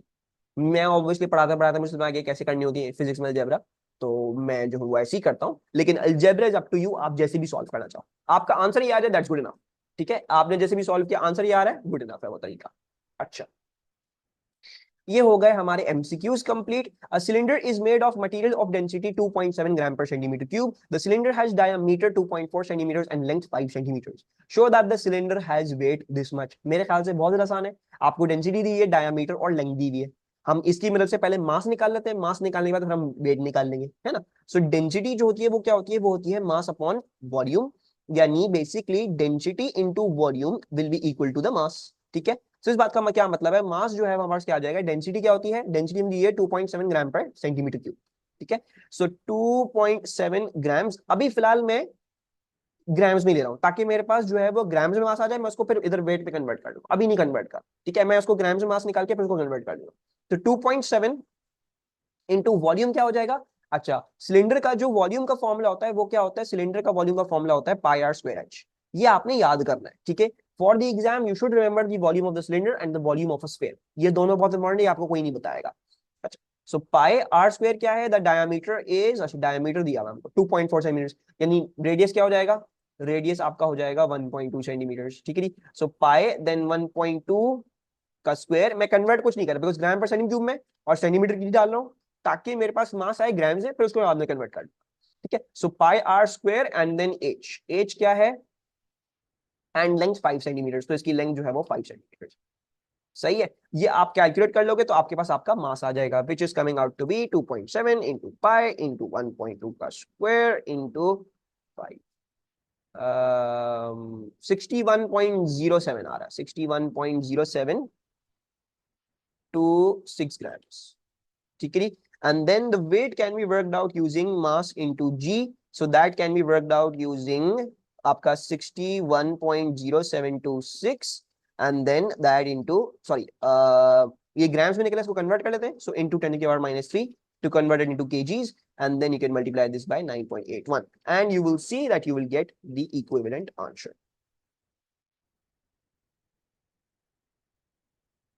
अप्रोक्सीमेटली स्पीकिंग आपके पास 0.60 न्यूटन ही आया है। ठीक है, मेरे पास 0.599 आ रहा है विच इज अप्रोक्सीमेटली 0.60 न्यूटन। अच्छा, the cylinder in A is hung from and A of a non uniform bar. Non uniform का मतलब क्या है, आप उसका वेट सेंटर से नहीं ले सकते, ज्योमेट्रिक सेंटर से, वो कहीं और पे होगा। मतलब जैसे हमने वैन वाला केस करा है, वो सेंटर से नहीं लिया था हमने, कहीं और से करना पड़ा उसका। ठीक है, अच्छा, the bar has length 50 centimetres and has a weight of 0.25 newtons. आपको ऑलरेडी मार्क करके दिया हुआ कि वेट यहां से आता है, इट्स नॉट द सेंटर। आपने आधा नहीं लेना, ये बोला हुआ है 20 सेंटीमीटर यहां से, ठीक है, और 50 सेंटीमीटर की आपकी ये जो भी है बार है। ठीक है, the centre of gravity of the bar is 20 centimetre from B, the bar is pivoted at P, the pivot is 12 centimetre from B. ठीक है, पिवट यहाँ पे है 12 सेंटीमीटर फ्रॉम बी है वो pivot. An object is hung from end B, the weight x is adjusted until the bar is horizontal and in equilibrium. ठीक है, तो equilibrium में है ये बार, x को adjust करके इस बार को equilibrium मिला है। Very important. Explain what is meant by the term center of gravity. अच्छा, इसमें बहुत सारे बच्चे मिस्टेक करते हैं। It is the point from where the weight is assumed to act. Assumed का लफ्ज बहुत इंपॉर्टेंट है। आपने अगर ये लिख दिया it is the point from where weight acts, you are wrong. यहां से weight act नहीं करता, यहां से as physicists we take an assumption because that simplifies our calculation. इसका मतलब ये नहीं कि यहीं से एक्ट कर रहा है। ठीक है, ऑब्वियसली कुछ ना कुछ वेट इसका इस हिस्से में है, फिर कुछ ना कुछ इस हिस्से में, इसमें। जब मैं रॉड को काटता हूं तो उसके अलग अलग इंडिविजुअल वेट्स आएंगे, तो उसका मतलब ये नहीं कि वेट वहीं था बीच में। ठीक है, तो आपने बोलना है कि भाई मैं सिर्फ अजम्पशन दे रहा हूं। ठीक है, so make sure you write that. So we can say it is the point through which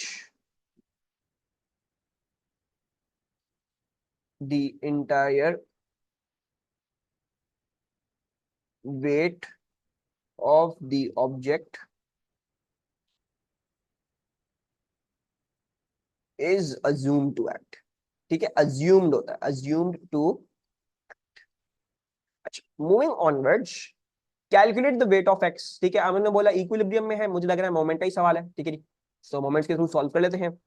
अच्छा, मोमेंट्स के थ्रू अगर मैं सॉल्व करूंगा obviously clockwise equals to anti clockwise होगा, तो यहाँ पे लिख लेते हैं लोग, the sum of clockwise moment shall be equal to the sum of anti clockwise moments. Actually, अब now let's see what are the clockwise, what are the anti clockwise. Okay, if I am to look at that, ये वाला moment कैसा है, बल्कि mark ही कर देता साथ साथ, this moment around the pivot is an anti clockwise moment, तो ये है हमारा एंटी क्लॉकवाइज। ये क्या है, this is anti clockwise well, ये भी एंटी क्लॉकवाइज है, सो हम इसको भी लिख लेते हैं, ये भी एंटी क्लॉकवाइज लग रहा है। और x जो है वो मेरे ख्याल से x का अपना वेट होगा, उसका वेट जो है वो कॉज कर रहा है एक क्लॉकवाइज मोमेंट। ठीक है, so this is causing me a clockwise moment. That means the clockwise of the x weight is equal to the anti clockwise, जो दोनों अलग अलग है। ठीक है, अब इसको लिख लेते हैं हम जरा। अच्छा, उसके अलावा हमें जो है वो डिस्टेंस फ्रॉम द पिवट भी निकाल लेते हैं। Let's work that out as well. ये क्या आएगा, 50 में से 20 सब्ट्रैक्ट करूंगा तो मेरे पास याद आएगा, यानी ये 30 सेंटीमीटर, राइट।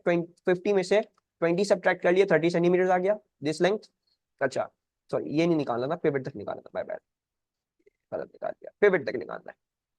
तो 50 माइनस 12 करेंगे, 50 माइनस 12, 50 माइनस 2 इज 48, 48 38 सेंटीमीटर, ये आ रहा है 38 सेंटीमीटर। ठीक है, टिल ओवर हियर। इसका क्या आ रहा है 0.25 वाली का, 0.25 वाली का हमारे पास आ रहा है वेल, आप 20 सेंटीमीटर में 12 सेंटीमीटर सब्ट्रैक्ट कर लोगे, 20 में से 12 सब्ट्रैक्ट करो, आपके पास आ जाएगा 8 सेंटीमीटर। ठीक है, and then this is also 12 centimetre. सही है। अच्छा, अब आपके पास क्या है, 0.60 anti clockwise is causing 38 centimetre का इसका मोमेंट आना, तो और ये क्या था, एंटी क्लॉकवाइज था। ठीक है, तो 0.60 और इसका क्या है 38 centimetre. Conversion don't forget, 38 into 10 की पावर -2 प्लस 0.25, 8 सेंटीमीटर का डिस्टेंस है, 0.25 इंटू 8, 0.25 8 इंटू 10 की पावर -2। फिर उसके बाद क्या है, अच्छा इसका 12 है, बी वाले इसका एक्स का तो 12 है। ठीक है, सो क्लॉकवाइज क्या है हमें पता नहीं, इसका क्या है, हमें बोला क्या है, वेट ही निकालने बोला। हाँ, तो we will just say weight क्या है इसका, वो हमें नहीं पता, और इसका मोमेंट आर्म हमारा 12 centimetre, so let's put that in 12 into 10 की पावर -2। ठीक है, then you can do your calculation for weight whatever it is coming out to be. Let's see 0.60 38 into 10 की पावर -2 प्लस 0.25 8 इंटू 10 की power -2 divided by 12 into 10 की power minus 2, which is coming out to be let me just check इसको भी साथ साथ, ठीक है। Yes, so the weight is working out to be 2.0667। अब इसको राउंड ऑफ कितना करेंगे, let's see the data. Two significant, ये वन सिग्निफिकेंट है लेकिन बहुत ज्यादा कम हो जाएगी, ये भी वन सिग्निफिकेंट, कोई मसले की बात नहीं है। टू सिग्निफिकेंट, टू सिग्निफिकेंट, तो हमें तकरीबन वैल्यू टू सिग्निफिकेंट, हम टू सिग्निफिकेंट दे देते हैं इस आंसर को, हम इसको लिख लेते हैं 2.1, ठीक है। We shall code this to 2.1 centimeters। One significant क्यों नहीं कर रहा, बिकॉज बहुत ज्यादा राउंडिंग ऑफ हो जाएगी, I don't want to do that, ठीक है। सिर्फ 50 और 20 सेंटीमीटर्स दिए हुए हैं, तो क्योंकि अगर वो ज्यादा देते तो 3 सेकंड हो जाता, तो ने 50 और 20 दिया हुआ है, डोंट लुक एट दैट, इसको राउंड ऑफ नहीं करेंगे इसमें। The cylinder is now immersed in water as illustrated in figure 3.2।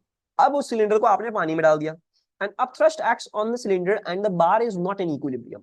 अब एक अपथ्रस्ट एक्ट कर रही है सिलेंडर पे and the bar is not in equilibrium. जाहिर बात है, पहले क्या था, पहले आपका वेट था, ठीक है, पहले आपके पास ये वेट था 0.60 का, ये 0.25 का, और आपने निकाला था ये वेट क्या है 2.1 का आ रहा है, ठीक है। जब सिर्फ ये तीन होते तब बैलेंस थी बात। अब आपने जबरदस्ती क्या किया, आपने जबरदस्ती एक अपथ्रस्ट भी लिया है इसमें, तो मसले की बात क्या, अब इक्विलिब्रियम में नहीं रह सकता, अब और एडजस्ट करना पड़ेगा आपको, ठीक है। Then they're asking you explain the origin of the upthrust. तो ओरिजिन ऑफ द अपथ्रस्ट क्या होता है, I am going to copy paste this answer, मैं लिख नहीं रहा लेकिन मैं एक्सप्लेन कर रहा हूं कि अपथ्रस्ट जो कॉज होती है ना, यू मस्ट रिमेंबर कि नीचे से कुछ प्रेशर लग रहा है और ऊपर से कुछ प्रेशर लग रहा है, ठीक है। The difference between that pressure is actually causing the upthrust, ठीक है। So basically आपको पता है कि प्रेशर एट बॉटम भी लग रहा है और प्रेशर एट टॉप भी लग रहा है। This is going to be higher because ये is at a higher, it is going to be at a higher depth, ठीक है। और हमको पता है रॉ जी एच में क्या होता है, जब आपकी हायर डेप्थ होती है उसका मतलब क्या होता है, आपका प्रेशर ज्यादा होगा, right. So that means the pressure of the bottom is much more higher than the pressure of the top, and this is causing a difference in pressure. अब वो जो डिफरेंस इन प्रेशर है वो cause करता है एक net force acting on the cylinder, and that is known as your upthrust, ठीक है। तो इस आंसर को मैं कॉपी पेस्ट कर रहा हूं, लेट्स सी 2 मार्क्स के लिए हम क्या लिखते हैं। मैं लिखूंगा तो शायद हो सकता है बहुत दिन लग जाए मुझे लिखने में, and I do want to make more marathons today, ठीक है। So you can write this. The pressure at the bottom of the cylinder will be greater than the pressure at the top cylinder due to the difference in depth of both faces, ठीक है। या फिर ये लिख दो कि जो है वो due to the greater depth of the bottom face, then thus an object experiences a net force upwards as the bottom force is greater, ठीक है, जो मैंने एक्सप्लेन किया अभी। Explain why the weight of x must be reduced in order to obtain equilibrium for AB। अच्छा, इससे पहले वाली केस जो थी, आप यहाँ पे आप ऑलरेडी यही कर चुके हो कि क्लॉकवाइज एंटी क्लॉकवाइज के बराबर हो गया, ठीक है। You already did this, that the clockwise were equal to anti-clockwise before you had that water coming in।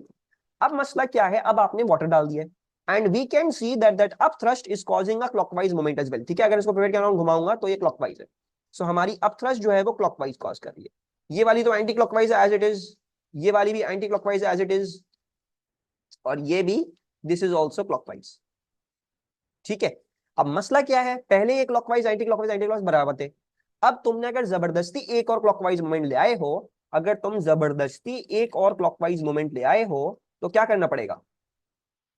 अब आपने जो है, if you brought in a clockwise moment जबरदस्ती, उसका मतलब क्लॉकवाइज मोमेंट्स बड़े हो गए, ठीक है। That means the clockwise moments have increased, वो बड़े हो गए। अब या तो ये तरीका है कि एंटी क्लॉकवाइज मोमेंट्स को एडजस्ट करो, वो हम कर नहीं सकते, ठीक है। तो कोई हमारे पास ये बोला भाई नहीं है, we can not adjust all of these things, हमें वेट एक्स को एडजस्ट करना। तो वेट एक्स को कैसे एडजस्ट करेंगे, हम बेसिकली इट्स वेट एक्स को कम कर देंगे ताकि इसका क्लॉकवाइज मोमेंट कम हो जाए, और जब इसका क्लॉकवाइज मोमेंट कम होगा तो ऑटोमेटिकली दोबारा से क्लॉकवाइज मोमेंट गिरेगा, क्लॉकवाइज एंटी क्लॉकवाइज फिर दोबारा से बराबर होंगे और रॉड इक्विलिब्रियम में आ जाएगी, ठीक है। So we are going to write this, that since an upthrust was introduced, a greater clockwise moment has been developed. Reducing the force of x will reduce the clockwise moment back to the original clockwise moment, and therefore the rod will be in balance again. Once again, I'm copy pasting this answer. You can confirm कि बात सही लिखी हुई है या गलत लिखी हुई है, ठीक है। So the clockwise moment has increased due to the introduction of the upthrust, while the anti-clockwise moment remains the same. To reduce the clockwise moment and make it equal again, the weight of x must be reduced, ठीक है। Simple straight forward answer हमारे पास ये आ गया। एक mark का है, don't be lazy, don't be lazy, ठीक है। P2 मार्क गेनिंग क्वेश्चन है, नहीं करो, इतनी लेजीनेस नहीं करो, राइट दिस होल थिंग, लिखना पूरा क्लियर करो, एग्जामिनर के हाथ में रखो ही नहीं अपने मार्क्स, ठीक है। आई नो एक मार्क का है, बहुत ज्यादा, मैंने चारों लाइनें 3-4 लाइनें भर दी है मैंने। आप कहोगे सर यार मैं तो ऐसी भी लिख सकता था, मैं आपको ये रिकमेंड करूंगा, आप ऐसे नहीं लिखो, आप पूरी बात क्लियर करो, don't be lazy. P2 mark gaining paper है, इसमें 50 अबव हर किसी बच्चे का एम होना चाहिए, 50 अबव 55 अबव सब बच्चों का एम होना चाहिए, if you want a good chance in P1 and a good chance in A2 overall, इसमें आपने अच्छे मार्क्स लाने। फिर आपको क्या बोला जा रहा है, state Newton second law of motion. बहुत सारे बच्चे क्या लेके आते हैं, force equals to mass into acceleration. अगर आपसे फोर्स की डेफिनेशन पूछ ली जाए या Newton second law of motion पूछ लिया जाए, आपने फोर्स के बारे में यही लिखना है कि force is the rate of change of momentum. Force की डेफिनेशन मास इनटू एक्सेलरेशन नहीं है। हाँ मुझे पता है आपका फॉर्मूला सही है, लेकिन वो formula is not the total definition of force, वो एक सबसेट है जब आपका मास कॉन्स्टेंट होता है। तो don't go on and right in the paper mass into acceleration और फिर आके फिर आस्क द क्वेश्चंस कि सर मास इनटू एक्सेलरेशन तो सही है, डेफिनेशन नहीं है, ठीक है। डेफिनेशन होती है पूरी कॉन्क्रीट, पूरा आइडिया देने वाली डेफिनेशन होती है, ये नहीं होता उसके आप कोई छोटा सबसेट बना के नहीं लिखते, ठीक है। So not an O level, you will write the A levels definition, if force is the rate of change of momentum, very important, ठीक है। don't write force is equals to mass into acceleration, please, ठीक है, please. क्यों आते हैं ये सवाल, क्योंकि बच्चे अभी भी मास इनटू एक्सेलरेशन लिख के आते हैं, नहीं के लिख के आना, प्लीज नहीं लिख के आना, ठीक है। वो डेफिनेशन नहीं है, सही है फॉर्मूला सही है, डेफिनेशन नहीं है। A car of mass 850 kg tows a trailer in a straight line along a horizontal road as shown in figure 2.1. The car and trailer are connected by a horizontal tow bar. The variation with t of the velocity v of the car of part of its journey shown in figure 2.2. ठीक है, तो car की है, पता नहीं किसकी, car की journey दिखाई हुई है, इसकी वेलोसिटी ऐसे चल रही है, the velocity is like this, पहले इंक्रीज कर रही है यूनिफॉर्मली, मतलब एक constant, I hope you can see that the gradient is constant over here, तो इसका मतलब इसका कांस्टेंट एक्सेलरेशन है, ठीक है। यहाँ पे इसका ग्रेडियंट 0 हो गया, let's write this down. So the gradient over here is a positive constant, that means आपकी एक्सेलरेशन क्या होगी, एक पॉजिटिव कांस्टेंट होगी जब ये आपकी वेलोसिटी इंक्रीज कर रही है। इधर क्या है, आपकी ग्रेडियंट 0 है, इसका मतलब क्या, एक्सेलरेशन आपकी 0 होगी। इधर क्या है, आपका ग्रेडियंट जो है वो नेगेटिव कांस्टेंट है, तो इसका मतलब क्या होगा, आपकी एक्सेलरेशन भी नेगेटिव कांस्टेंट होगी, ठीक है। Going on to the question, calculate the distance traveled by the car from time t equals 0 time t equals to 10 seconds. कैसे निकलता है ये निकलता है थ्रू एरिया ग्राफ। अगर आपको वेलोसिटी टाइम के थ्रू आपको ये चाहिए हो कि डिस्टेंस कितना कवर किया है मैंने, तो you'll use area under the graph. तो अगर हम एरिया अंडर द ग्राफ इस्तेमाल करें, अच्छा एरिया ग्राफ इस्तेमाल करते हुए एक और बात का ख्याल रखना है, ठीक है। ये क्या दिया हुआ है आपको, फॉल्स ओरिजिन दिया हुआ है, ठीक है। सो ये 1 नहीं ले लीजिएगा, ये 9 ही लेना आपने, this is the false origin. तो 9 हमारे पास जो ये वाली साइड है, I am going to use the area of a trapezium, ठीक है, ये दोनों पैरेलल साइड्स हैं, half into A plus B into height हो जाएगा, राइट। सो ये पैरेलल साइड हो गई 9, ये पैरेलल साइड हो गई 13, और हाइट क्या हो जाएगी 0 से लेके 10 तक, ठीक है, इन दोनों साइड्स के बीच में जो परपेंडिकुलर डिस्टेंस आ रहा है। So basically the distance is equivalent to the area which I am going to work out using half into a plus b into height, which is working out to be half। a क्या है, a आपके पास 9 है, b क्या है, मेरे ख्याल से 13 था if I am not wrong. और ये भी देख लेना आपके पास कन्वर्जन ना करनी आप, दोनों मीटर पर सेकंड सेकंड में, तो कन्वर्जन की जरूरत नहीं है। 9 और 13 हो गया, और हाइट क्या आ रही है हमारे पास 10 आ रही है, so that is 10। So what is this? 2 or 5? 9 plus 13, I believe, is 12. Sorry, 22, and that into 5 is going to be 110. So the distance is working out to be 110 meters. ठीक है, हमारे पास ये आ रहा है। At time t equals to 10 seconds, the resistive force acting on the car due to air resistance and friction is 510 newtons. The tension in the tow bar is 440 newtons. For the car at time t equals to 10 seconds, use figure 2.2 to calculate the acceleration. बोला क्या जा रहा है, 10 seconds पे the resistive force acting on the car due to resistance and friction is 510, ठीक है। यानी ये बोला जा रहा है कि जब 10 सेकंड थे, when you had a time of 10 seconds, the force acting on the car in the backward direction was, पता नहीं कितनी थी, 510। फ्रिक्शन और ये दोनों हमेशा अपोज करते हैं, तो अगर गाड़ी आगे तरफ चल रही है तो 510 न्यूटन आपके पीछे तरफ थे। दूसरी बात क्या है, the tension in the tow bar is 440 newton. They are also telling you that there is a tension in the tow bar of 440 newtons. अब टेंशन कैसे होगी, ऑब्वियसली गाड़ी के ऊपर टेंशन पीछे तरफ लग रही है, क्यों, बिकॉज ये टो बार पीछे की तरफ रह रहा है, तो उसको खींचते हुए गाड़ी आगे लेके आ रही है ना, right. So the tension of the car due to this is because the trailer वहीं पर रहना चाह रहा है, गाड़ी इसको आगे लेके जाना चाह रही है, तो ये ट्रेलर को अपने साथ खींच रही है, तो ट्रेलर इस पे ऑपोजिंग फोर्स लगा रहा है, आगे जाने से उसको मसला हो रहा है, तो therefore it's opposing a force, is providing opposition force of 440 Newton, ठीक है। चलो ये भी हो गया। उसके बाद क्या है, use figure 2.2 to calculate the acceleration. Acceleration कैसे निकलती है ग्राफ में से? It's worked out through gradient of the graph. तो 10 सेकंड्स पे हमने एक्सीलरेशन निकालनी है। कैसे निकालेंगे? ग्रेडियंट निकाल लेंगे। ये क्या आ रहा है? आई believe this is 10,13 and this is 0,9। So y2 minus y1 यानी 13 माइनस 9 कर लेते हैं। सो ग्रेडियंट निकाल लेते हैं y2 minus y1 upon x2 minus x1, 13 minus 9 over 10 minus 0. 13 minus 9 over 10 minus 0. The answer comes out to be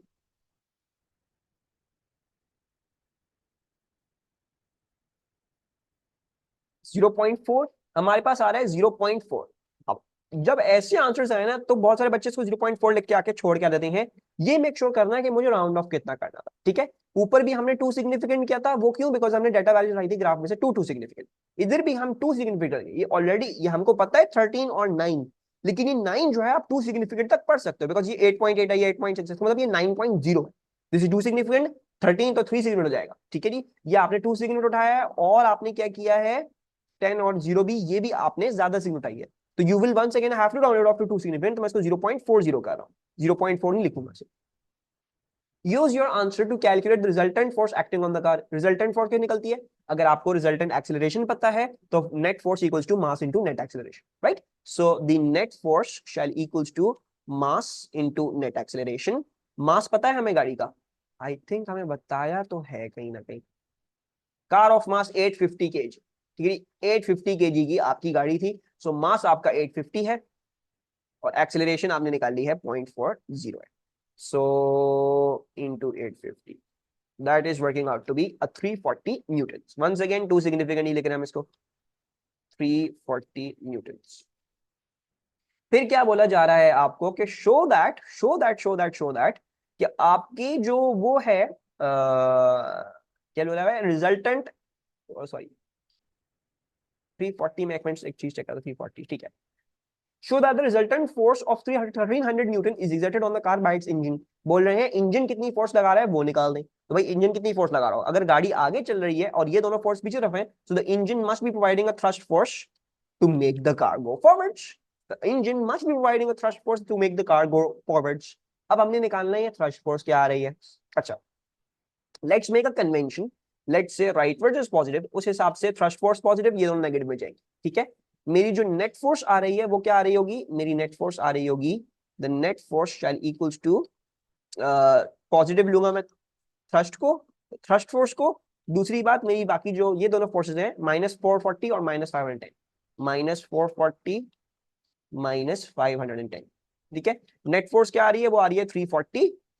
मुझे thrust force निकालनी है, वो पता नहीं क्या आ रही है, और ये -440 और -510 है। यानी मतलब ये दोनों साइड दोनों उधर जाके प्लस हो जाएंगे। So 340 + 440 + 510 which is coming out to be approximately क्या एग्जैक्टली 1290 न्यूटन, जिसको हम राउंड ऑफ कर सकते हैं और कह सकते हैं 1300 न्यूटन आ रहा है। फिर बोल रहे हैं determine the useful power output of the engine. Useful power output of the engine कैसे निकल सकता है? पावर इक्वल्स टू FV वाले फॉर्मूला से। ठीक है, I know the force that the engine is applying and I know the velocity at which the car is traveling। मुझे engine का निकालना है, मैं नेट फोर्स नहीं लूंगा। ठीक है, सो मैं इंजन की फोर्स ले रहा हूँ 1300 और वेलोसिटी ऑफ द कार क्या है? 10 सेकंड पे वेलोसिटी ऑफ द कार जो है वो हमारे पास 13 मीटर पर second. So 1300 into 13 shall give me my answer। so 1300 into 13 is going to be 16,900। once again इसको 2 significant हम राउंड ऑफ कर लेते हैं। तो 2 significant राउंड ऑफ अगर करूंगा तो 17,000 वॉट्स हो जाएगा हमारा आंसर। ठीक है, I hope this question was also clear. बना सकते थे अच्छा क्वेश्चन, लेकिन जो है वो फिर इतना कोई खासा क्वेश्चन नहीं बनाया। आई एम प्रीटी श्योर इसके आगे भी कुछ पार्ट्स थे, लेकिन वो मैंने हटाए हैं क्योंकि वो इस चैप्टर के पार्ट ना हो। मतलब जो फोर्स वाला चैप्टर था उसका मोस्ट वाली पार्ट नहीं है। ठीक है, अच्छा जी, और कितना रह गया भाई ये? रह गए 3-4 सवाल। ओके, लेट्स डू दिस जल्दी से। State Newton's first law of motion. Newton's first law of motion क्या कहता है? Newton's first law of motion says that an object continues its state of uniform motion और its state of rest unless and until acted upon by an external force। So we'll say an object continues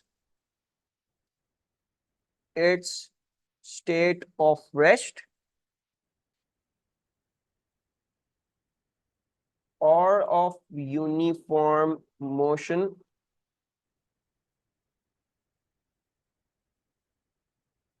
until it is acted upon by an external force. ठीक है, तो जब तक object के ऊपर कोई force नहीं लगती, जब तक उसे कोई एक्सेलरेशन नहीं लगती, वो अपनी वेलोसिटी कांस्टेंट रखता है। ठीक है, चाहे वो 0 पे हो, चाहे वो किसी और वेलोसिटी पे हो।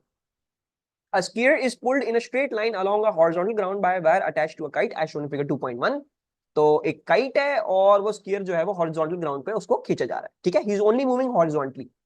The mass of the skier is 89 kgs. The wire is at an angle of 28 degrees to the horizontal. The variation with time t of the velocity v of the skier is shown. ठीक है, सबसे पहले तो इस पे forces mark कर लेते हैं। ठीक है, so this skier is going to have its own weight.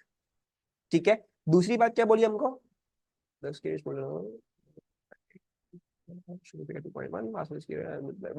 ठीक है, तो इस एक तो इसका वेट है। ठीक है, वेट डाउनवर्ड है इसका। दूसरी क्या होगी? ऑब्वियसली यहाँ पे कोई ना कोई टेंशन होगी। ठीक है, टेंशन का एक हॉरिजॉन्टल कंपोनेंट होगा which is coming out to be t cos 28, और टेंशन का कोई ना कोई वर्टिकल कंपोनेंट होगा which is going to come out to be t sin 28। ठीक है, अब मेरे एतबार से, अगर मेरे हिसाब से अगर तो ये हॉरिजॉन्टली चल रहा है सिर्फ, यानी इसका मतलब वर्टिकल इक्विलिब्रियम में है, so vertical equilibrium means t sin 28 shall equals to w, ये दोनों बराबर होंगे। और t cos 28 असल फोर्स है जिसको आगे लेके जा रही है।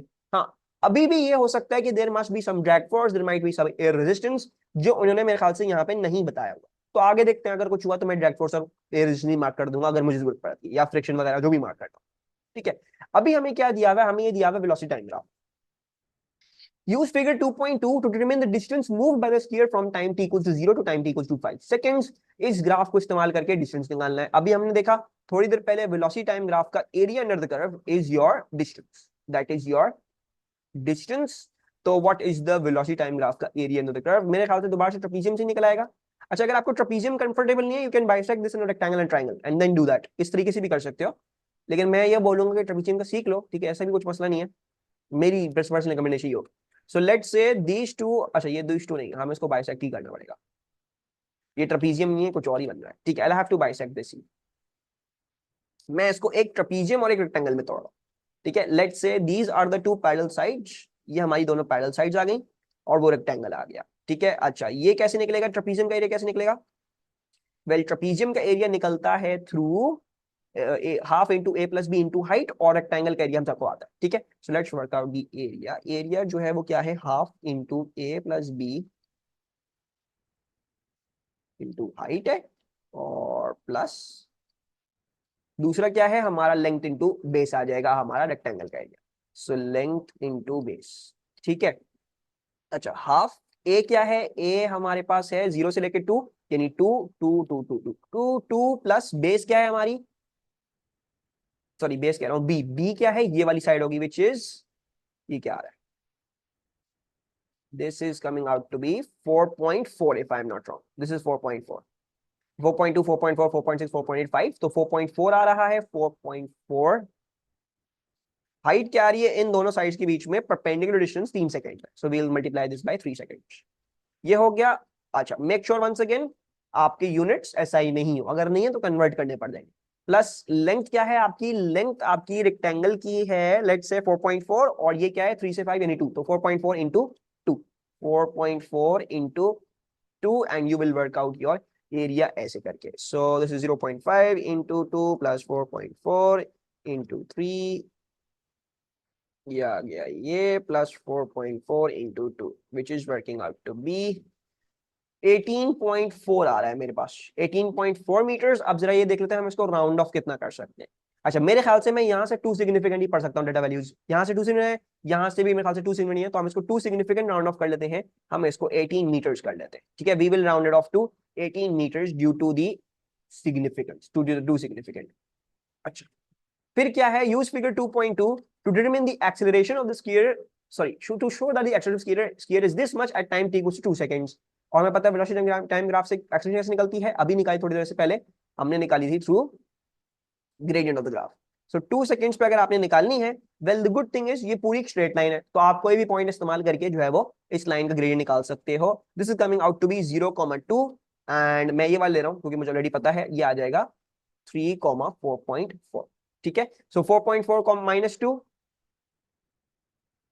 divided by 3 minus 0. I hope this comes out to be the thing they have asked us to work out. So 4.4 minus 2 divided by 3. 0.8. ठीक है, it's coming out to be 0.80 meter per second square, exactly as they have asked you. Then the tension in the wire at time t equals to 2 seconds is 240 newtons. 2 second में 240 Newton है आपकी tension in the wire. ठीक है, so they are telling you कि ये जो है ना, ये this is coming out to be a 240 Newton's.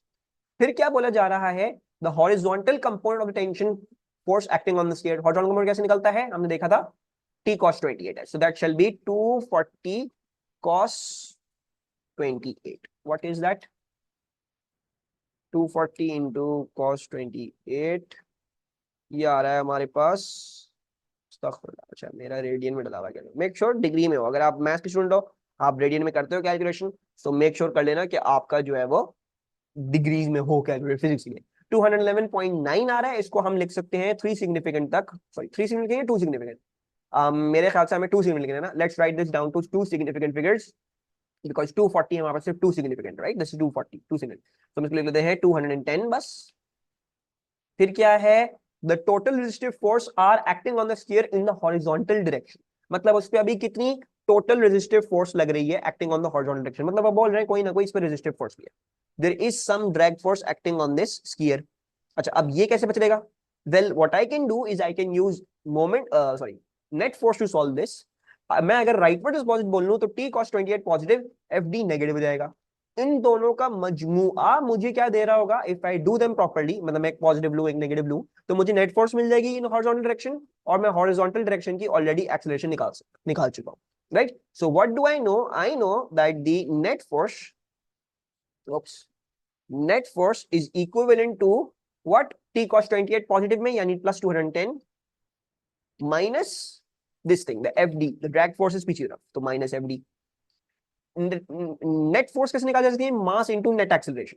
मास हमें दिया हुआ है स्फीयर का, इसका दिया हुआ है 89 kg, सो इसका जो है वो मास 89 kg है, और इसकी नेट एक्सेलरेशन 0.80 है, सो 0.80 दैट इक्वल्स टू पॉजिटिव 210। अच्छा 0.80 भी ले रहा हूं तो पॉजिटिव ले रहा हूं, बिकॉज मेरा आंसर पॉजिटिव में आया था। ठीक है, he is going forward in our positive वाला direction, so that is positive 210 और माइनस द ड्रैग फोर्स मैं निकालना चाहता हूं। So if you do this calculation, 89 into 0.80 minus 210, you will get your answer that the drag force is coming out to be approximately 138.8, 138.8, जिसको अगर मैं 2 significant round off करूंगा तो 140 न्यूटन्स आ जाएगी, काफी बहुत ज्यादा इसमें ड्रैग फोर्स एक्ट कर रही है। ठीक है, the sphere is now lifted upwards by a gust of wind. For a few seconds, the sphere moves both horizontally through the air with the wire at an angle of 45 degree to the horizontal, as shown in figure 2.3. ठीक है, so horizontally, अच्छा sorry, लिखा क्या है, the sphere is now lifted upwards by the gust of the wind. For a few seconds, the sphere moves horizontally through the air. अच्छा, for a few seconds बोल रहे हैं, lift up तो हो गया, लेकिन अभी भी horizontally ही चल रहा है, मतलब लिफ्ट अप होने के बाद अब हॉरिजॉन्टली चल रहा है, right. He was first moving horizontally like this, अब वो लिफ्ट अप हॉरिजॉन्टली, अब इसका मतलब क्या है, वंस अगेन वर्टिकल इक्विलिब्रियम में है, he is in a vertical equilibrium once again. If he is moving horizontally that means vertical equilibrium दोबारा से रीच हो गया। ऊपर भी हो रहा है तो कोई मसले की बात नहीं है, ऊपर भी तो हॉरिजॉन्टली चल रहा है, तो that means vertical equilibrium attain हो गया है दोबारा से इन दी वर्टिकल वाला case. By considering the vertical components of the forces acting on the sphere, determine the new tension in the wire when the sphere is moving horizontally through the air. तो अब हमने vertical component of tension लेनी है। So basically, there must be this is t sin 45, t sin 45, ठीक है, वो obviously क्या होगी, ये हो जाएगी t cos 45, whoops, थोड़ा पतला कर लूं मैं, ठंडी लग गई मुझे। So this shall be obviously t cos 45, ठीक है। अभी क्योंकि ये हॉरिजॉन्टली चल रहा है, because since he is moving horizontally, the drag force will exist in a horizontal direction पीछे तरफ, it is going to exist like this, ठीक है। और हमें क्या पता है, ऑब्वियसली t sin 45 और फिर वेट बराबर होंगे ना, because is only moving horizontally, it is in vertical equilibrium, so I can say that t sin 45, let's zoom out a bit, t sin 45 is equal to the weight of the object, ठीक है। तो यानी T जो है क्या है, is equal to weight. Weight कैसे निकलेगा, 89 इसका मास था, 9.81 gravitational acceleration divide by sine of 45, ठीक है। So the answer works out to be, if I am correct, it works out to be 1234 newtons. Once again two significant round off कर लेते हैं, क्यों, बिकॉज एंगल आपने 45 लिया, मास आपका 89 kg था, two significant, so this shall be 1200 newtons, ठीक है। This is how you do this question. I did not expect this जो है वो recording to take that long, लेकिन this is taking a bit longer than expectation. खैर कोई बात नहीं, कोई मसला नहीं है। I want to record more भाई, ये तो 2 घंटे हुए। अच्छा, moving onwards, define the moment of a force about a point. तो मोमेंट ऑफ अ फोर्स क्या होता है, moment of a force is the product of the force into the perpendicular distance from the pivot, ठीक है जी। So it is the turning effect of a force given by the product of the force into its perpendicular distance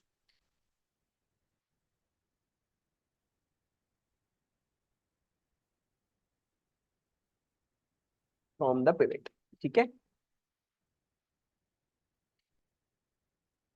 फिर क्या बोल रही हैं, determine the SI based units for the moment of a force, ठीक है, निकाल लेते हैं।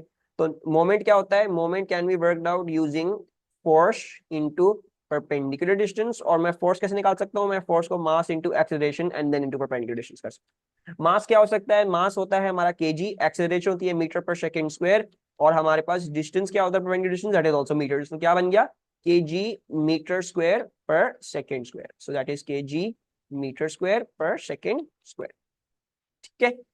यूनिफॉर्म रिजिड रॉड, यूनिफॉर्म का मतलब आप इसका सेंटर ऑफ ग्रेविटी इसकी ज्योमेट्रिक सेंटर से ले सकते हो, right. You can say the centre of gravity equals to centre of object, आप उसके बीच से वहां से आप मार्क कर सकते हो इसका वेट, ठीक है। अच्छा, 2.4 मीटर्स की इसकी लेंथ है, क्रॉस सेक्शन एरिया इसका ए दिया हुआ है, the rod has weight 5.2 newtons and is made of wood of density this much, calculate the cross section area of this thing, ठीक है। रॉड का आपको वेट दिया हुआ है, मेरे हिसाब से हम इसका मास निकाल सकते हैं, फिर डेंसिटी वाले फॉर्मूला में निकाल लगा के हम इसका एरिया निकाल देते हैं, ठीक है।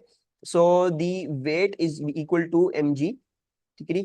इसका मतलब है m क्या हो जाएगा, m हो जाएगा आपका weight divided by your gravitational acceleration, तो 5.2 डिवाइड बाय 9.81, ठीक है। डेंसिटी क्या होती है, डेंसिटी हम सबको पता है, it is mass over volume.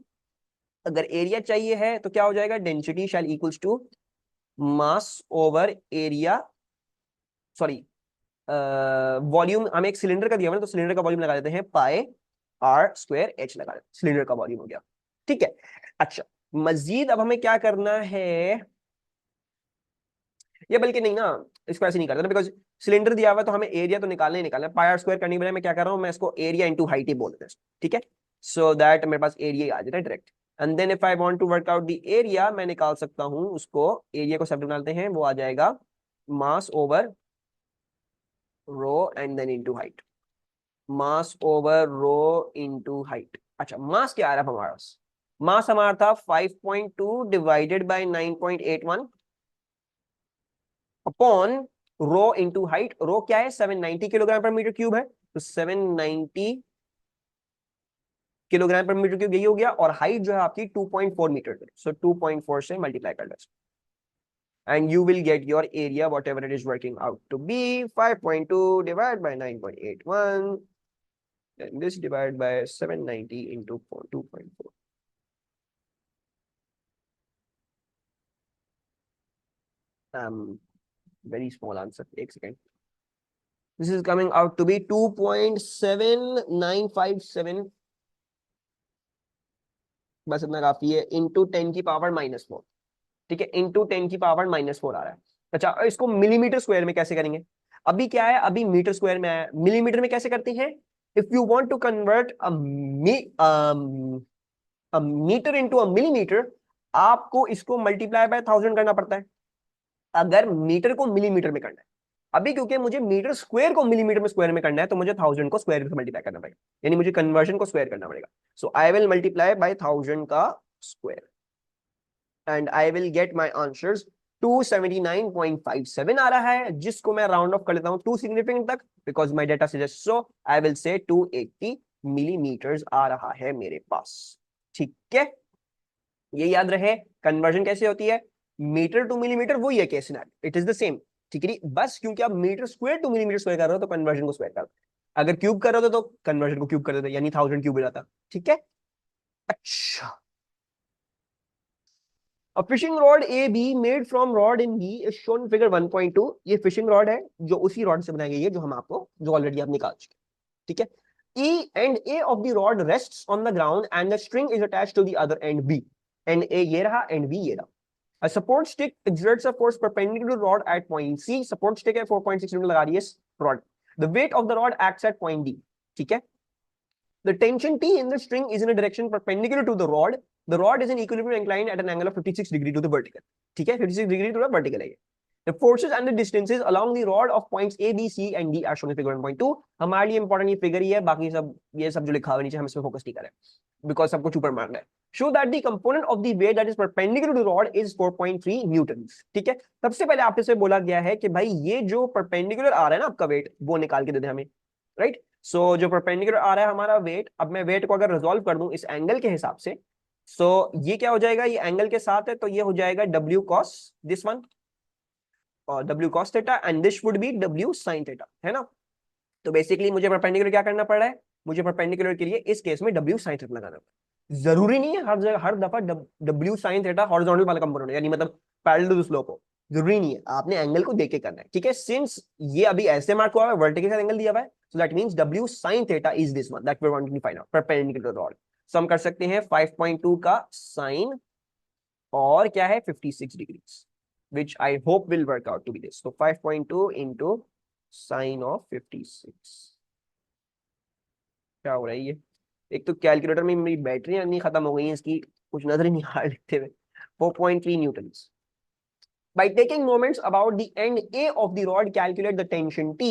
तो we can take the moment about this, यानी हमें बोले जा रहे हैं यहाँ से लो और इसकी जो है वो टेंशन T निकाल दो। क्या मतलब है, clockwise equal to anti clockwise कर रहा है। This rod must be in equilibrium, अगर ऐसे खड़ी है मेरे ख्याल से बताया हुआ भी है यहाँ पे, the rod is in equilibrium, बहुत इंपॉर्टेंट है। ठीक है, तो अब clockwise equal to anti clockwise. अच्छा, the reason why they asked you to resolve this was so that you could understand that W cos 28 का कोई मोमेंट नहीं होगा, वो पिवट में से गुजर रहा है। इसका मोमेंट है, इसका मोमेंट है, इसका मोमेंट है, हम इन तीनों का मोमेंट सॉल्व कर रहे हैं। अच्छा, दिस इज ये वाली it is an anticlockwise, so ये तो हमारी एंटी क्लॉकवाइज है,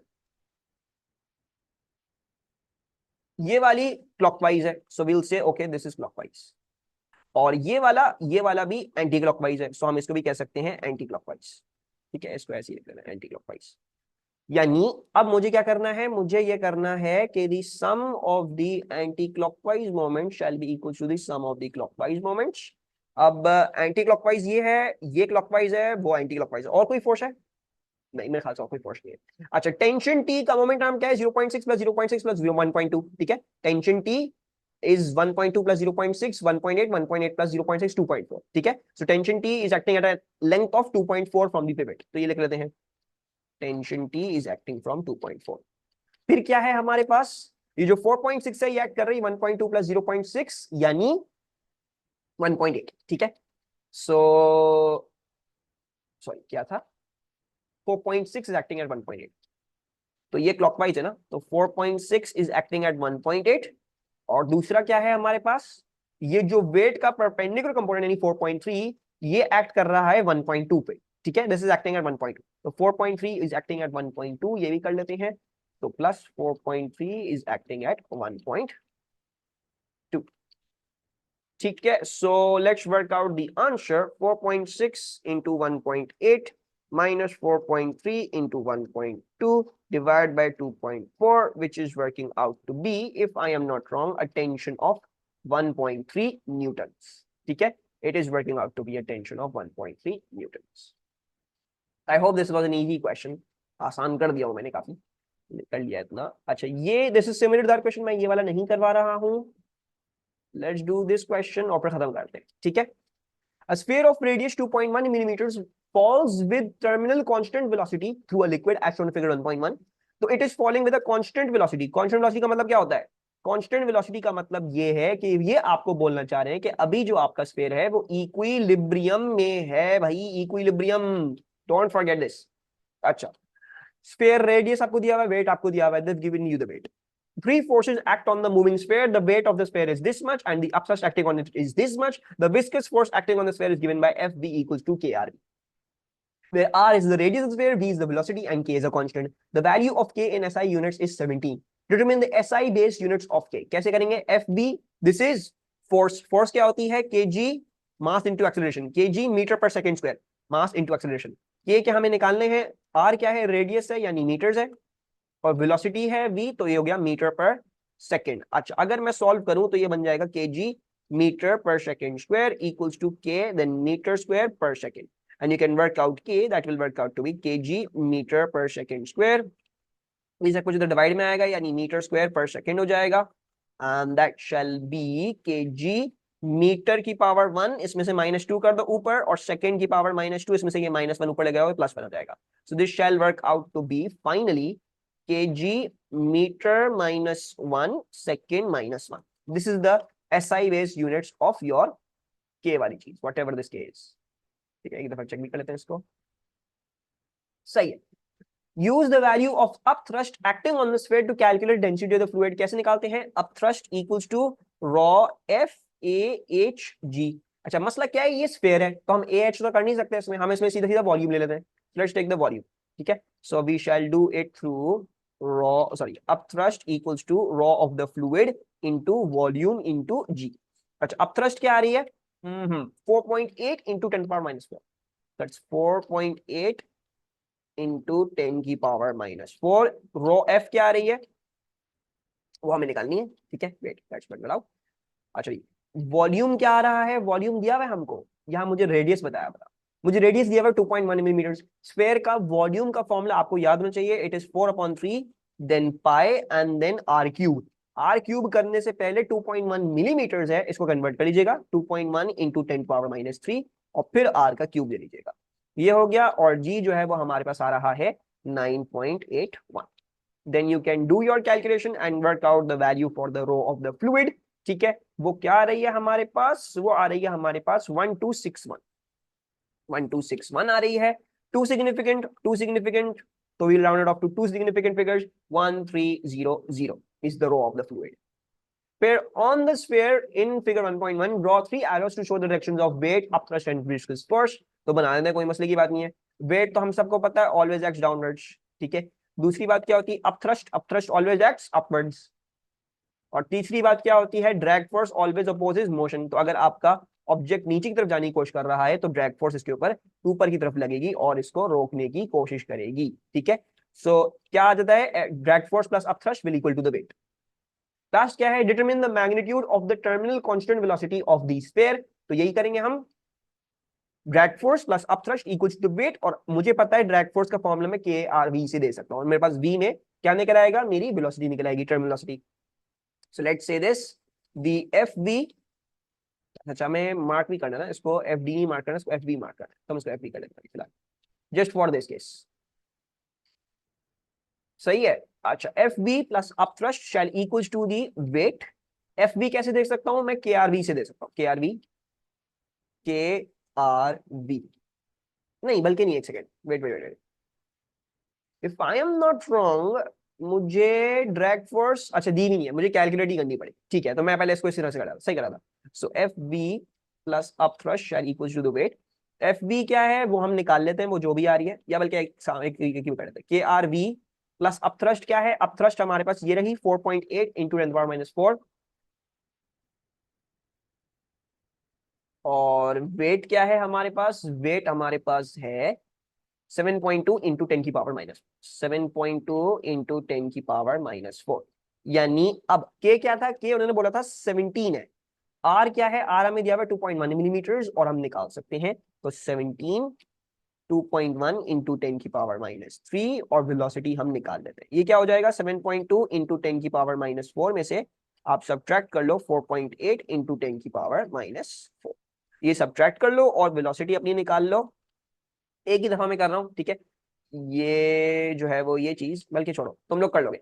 इसको सब्ट्रैक्ट करके उधर डिवाइड कर दोगे इन दोनों चीजों को, तो तुम्हारे पास तुम्हारी वेलोसिटी आ जाएगी, ठीक है। I am not doing more working, मेरे पास मेरी वेलोसिटी आ रही है, बल्कि एक दिन चेक कर लें इसको, 7.2 माइनस 4.8 इंटू 10 की power -4 divided by 17 divided by 2.1 into 10 to the power -3. 6.72223 आ रहा है into the noise. 6.723 into 10 की power -3, which I will once again round off to two significant data set इस्तेमाल किया है, तो 6.7 into 10 की power -3 metre per second is the answer to this, ठीक है।